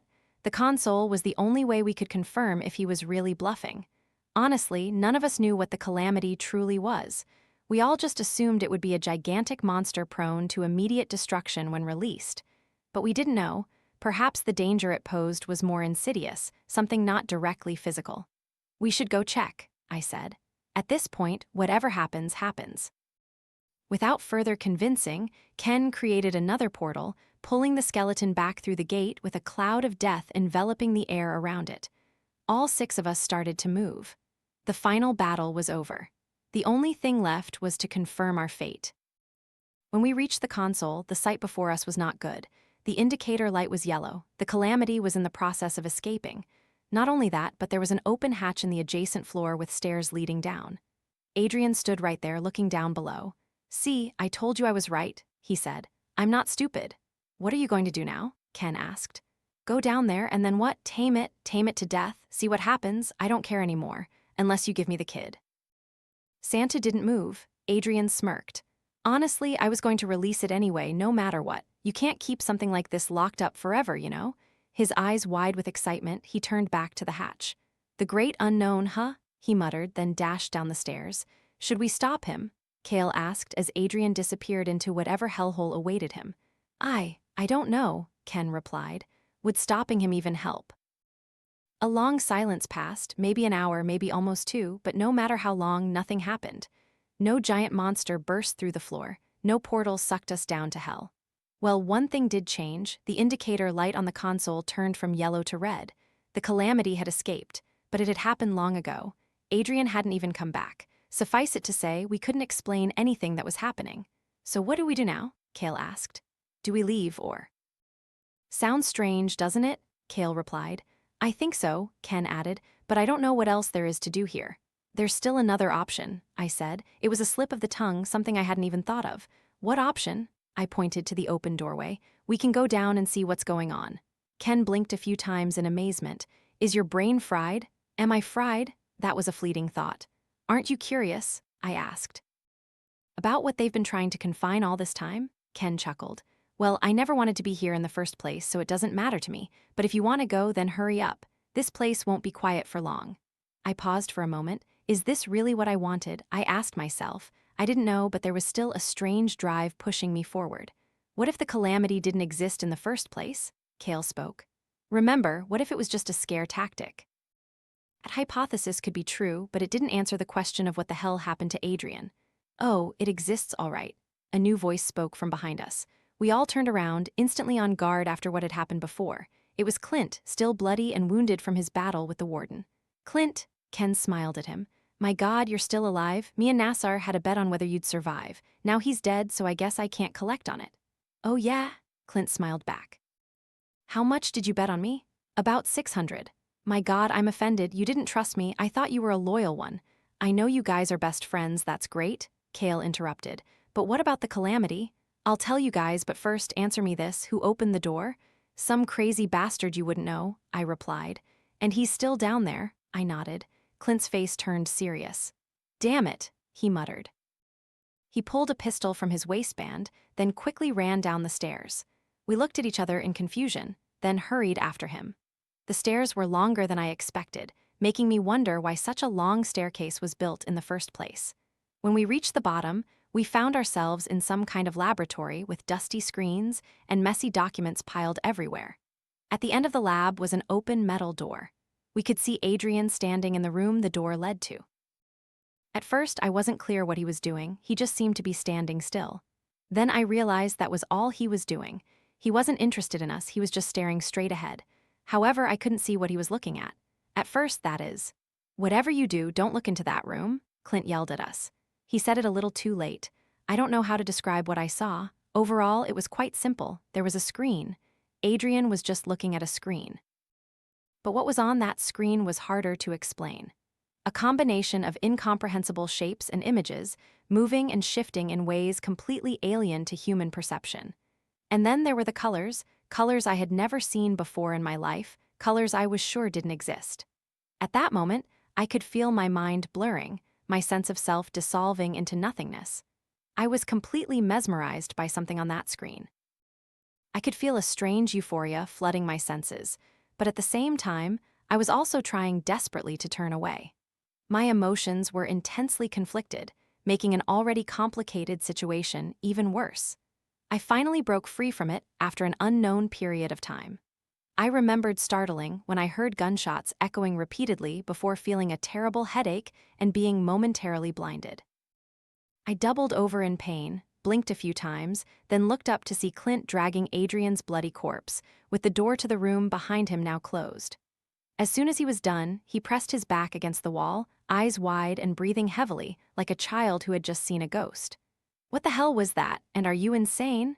Ken asked. He was sure no one else saw the screen because they wouldn't ask such a question. I understood why that thing was more dangerous than anything in this prison had ever been. It was truly strange. The joy I felt looking at it was an immediate high. The moment I pulled away from it, I immediately fell into a state of crisis, unlike the state when people use addictive drugs and get high.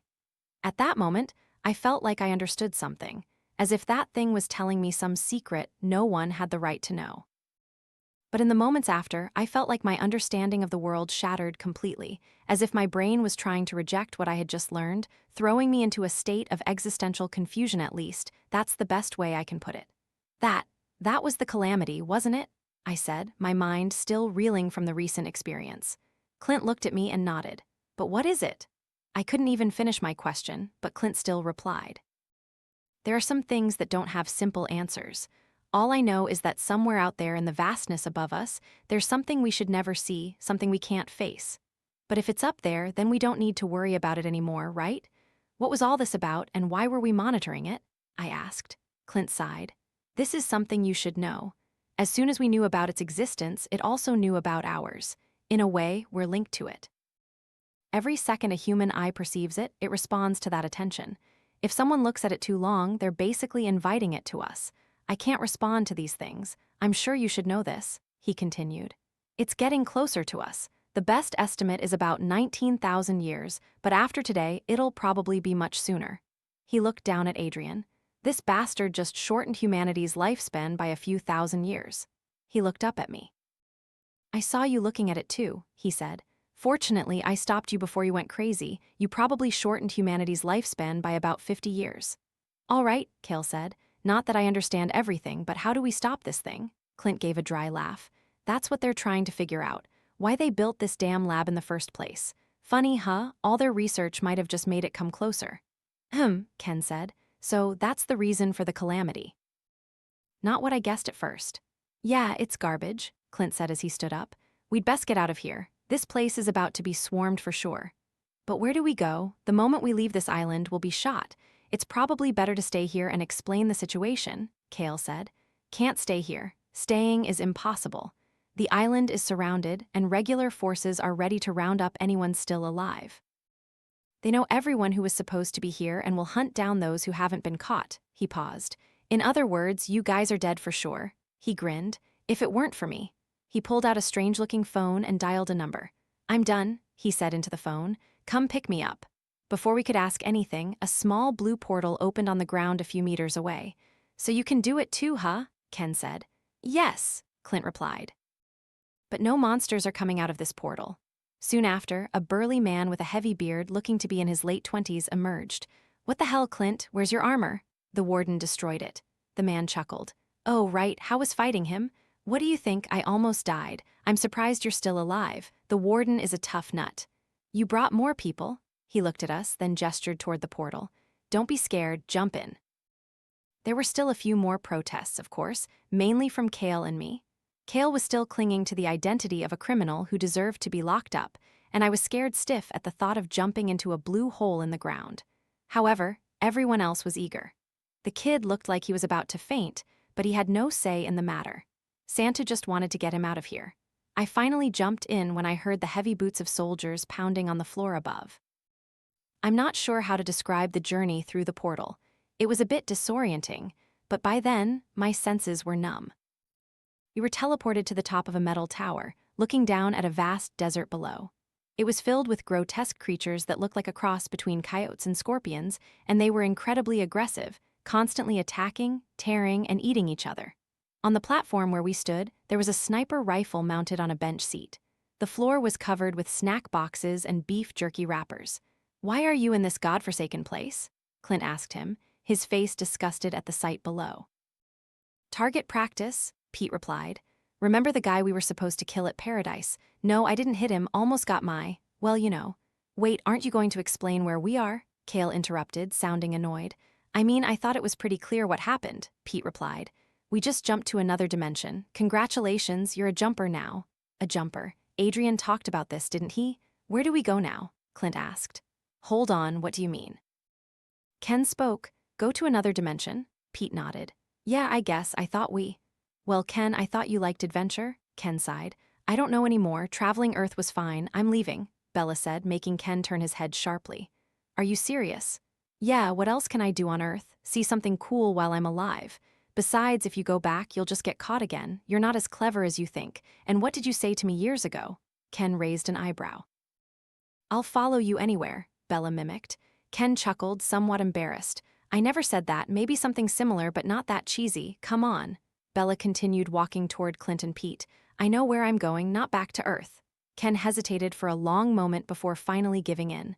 Damn it, he said, this is ridiculous. And what about you, vampire? Clint looked at Cale. I'm not sure, he replied. I don't think I deserve a vacation. Well, Clint continued, do you still think rotting in prison is a good thing? I'll tell you what, this might interest you. There's a planet called Gehenna in an area called the Dark Zone. There are no laws there, no interdimensional government has jurisdiction, and any task force sent there is annihilated.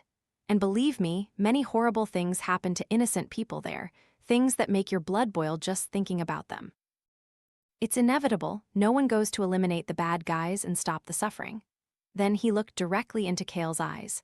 Look, you're not the strongest, but you're strong enough to make a difference. Don't waste your life. Go and help those people. There's a militia group called the Deliverance fighting against the gangs and human traffickers who control that place. We can take you there, and you can go find them, join them. Tell them I sent you. It took a long time, but Cale finally accepted the offer.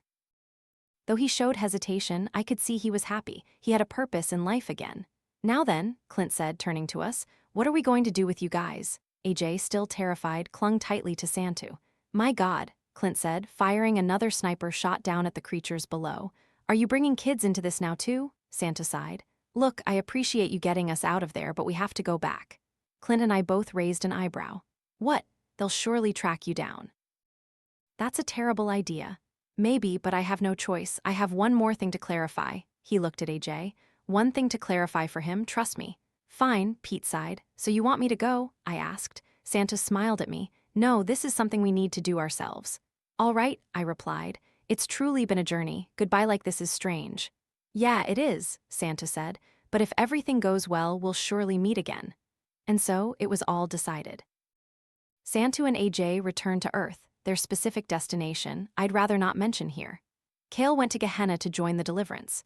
Pete stayed on the desert planet to continue target practice. After Clint fixed his interdimensional device, he, Ken, and Bella went to a place no one knew. Well, more precisely, I went with them, but things quickly got complicated and we separated. So where am I now? That's a long story for later. For now, I'm staying on Earth, but I can't stay here long. The pit has been rebuilt, and they've appointed a new warden who has been looking for me. I hear he's very strict. Also, I have a bunch of unfinished business scattered here and there. If I don't deal with them, they'll surely come back to haunt me. But I think everything will eventually be all right. At least, I hope so.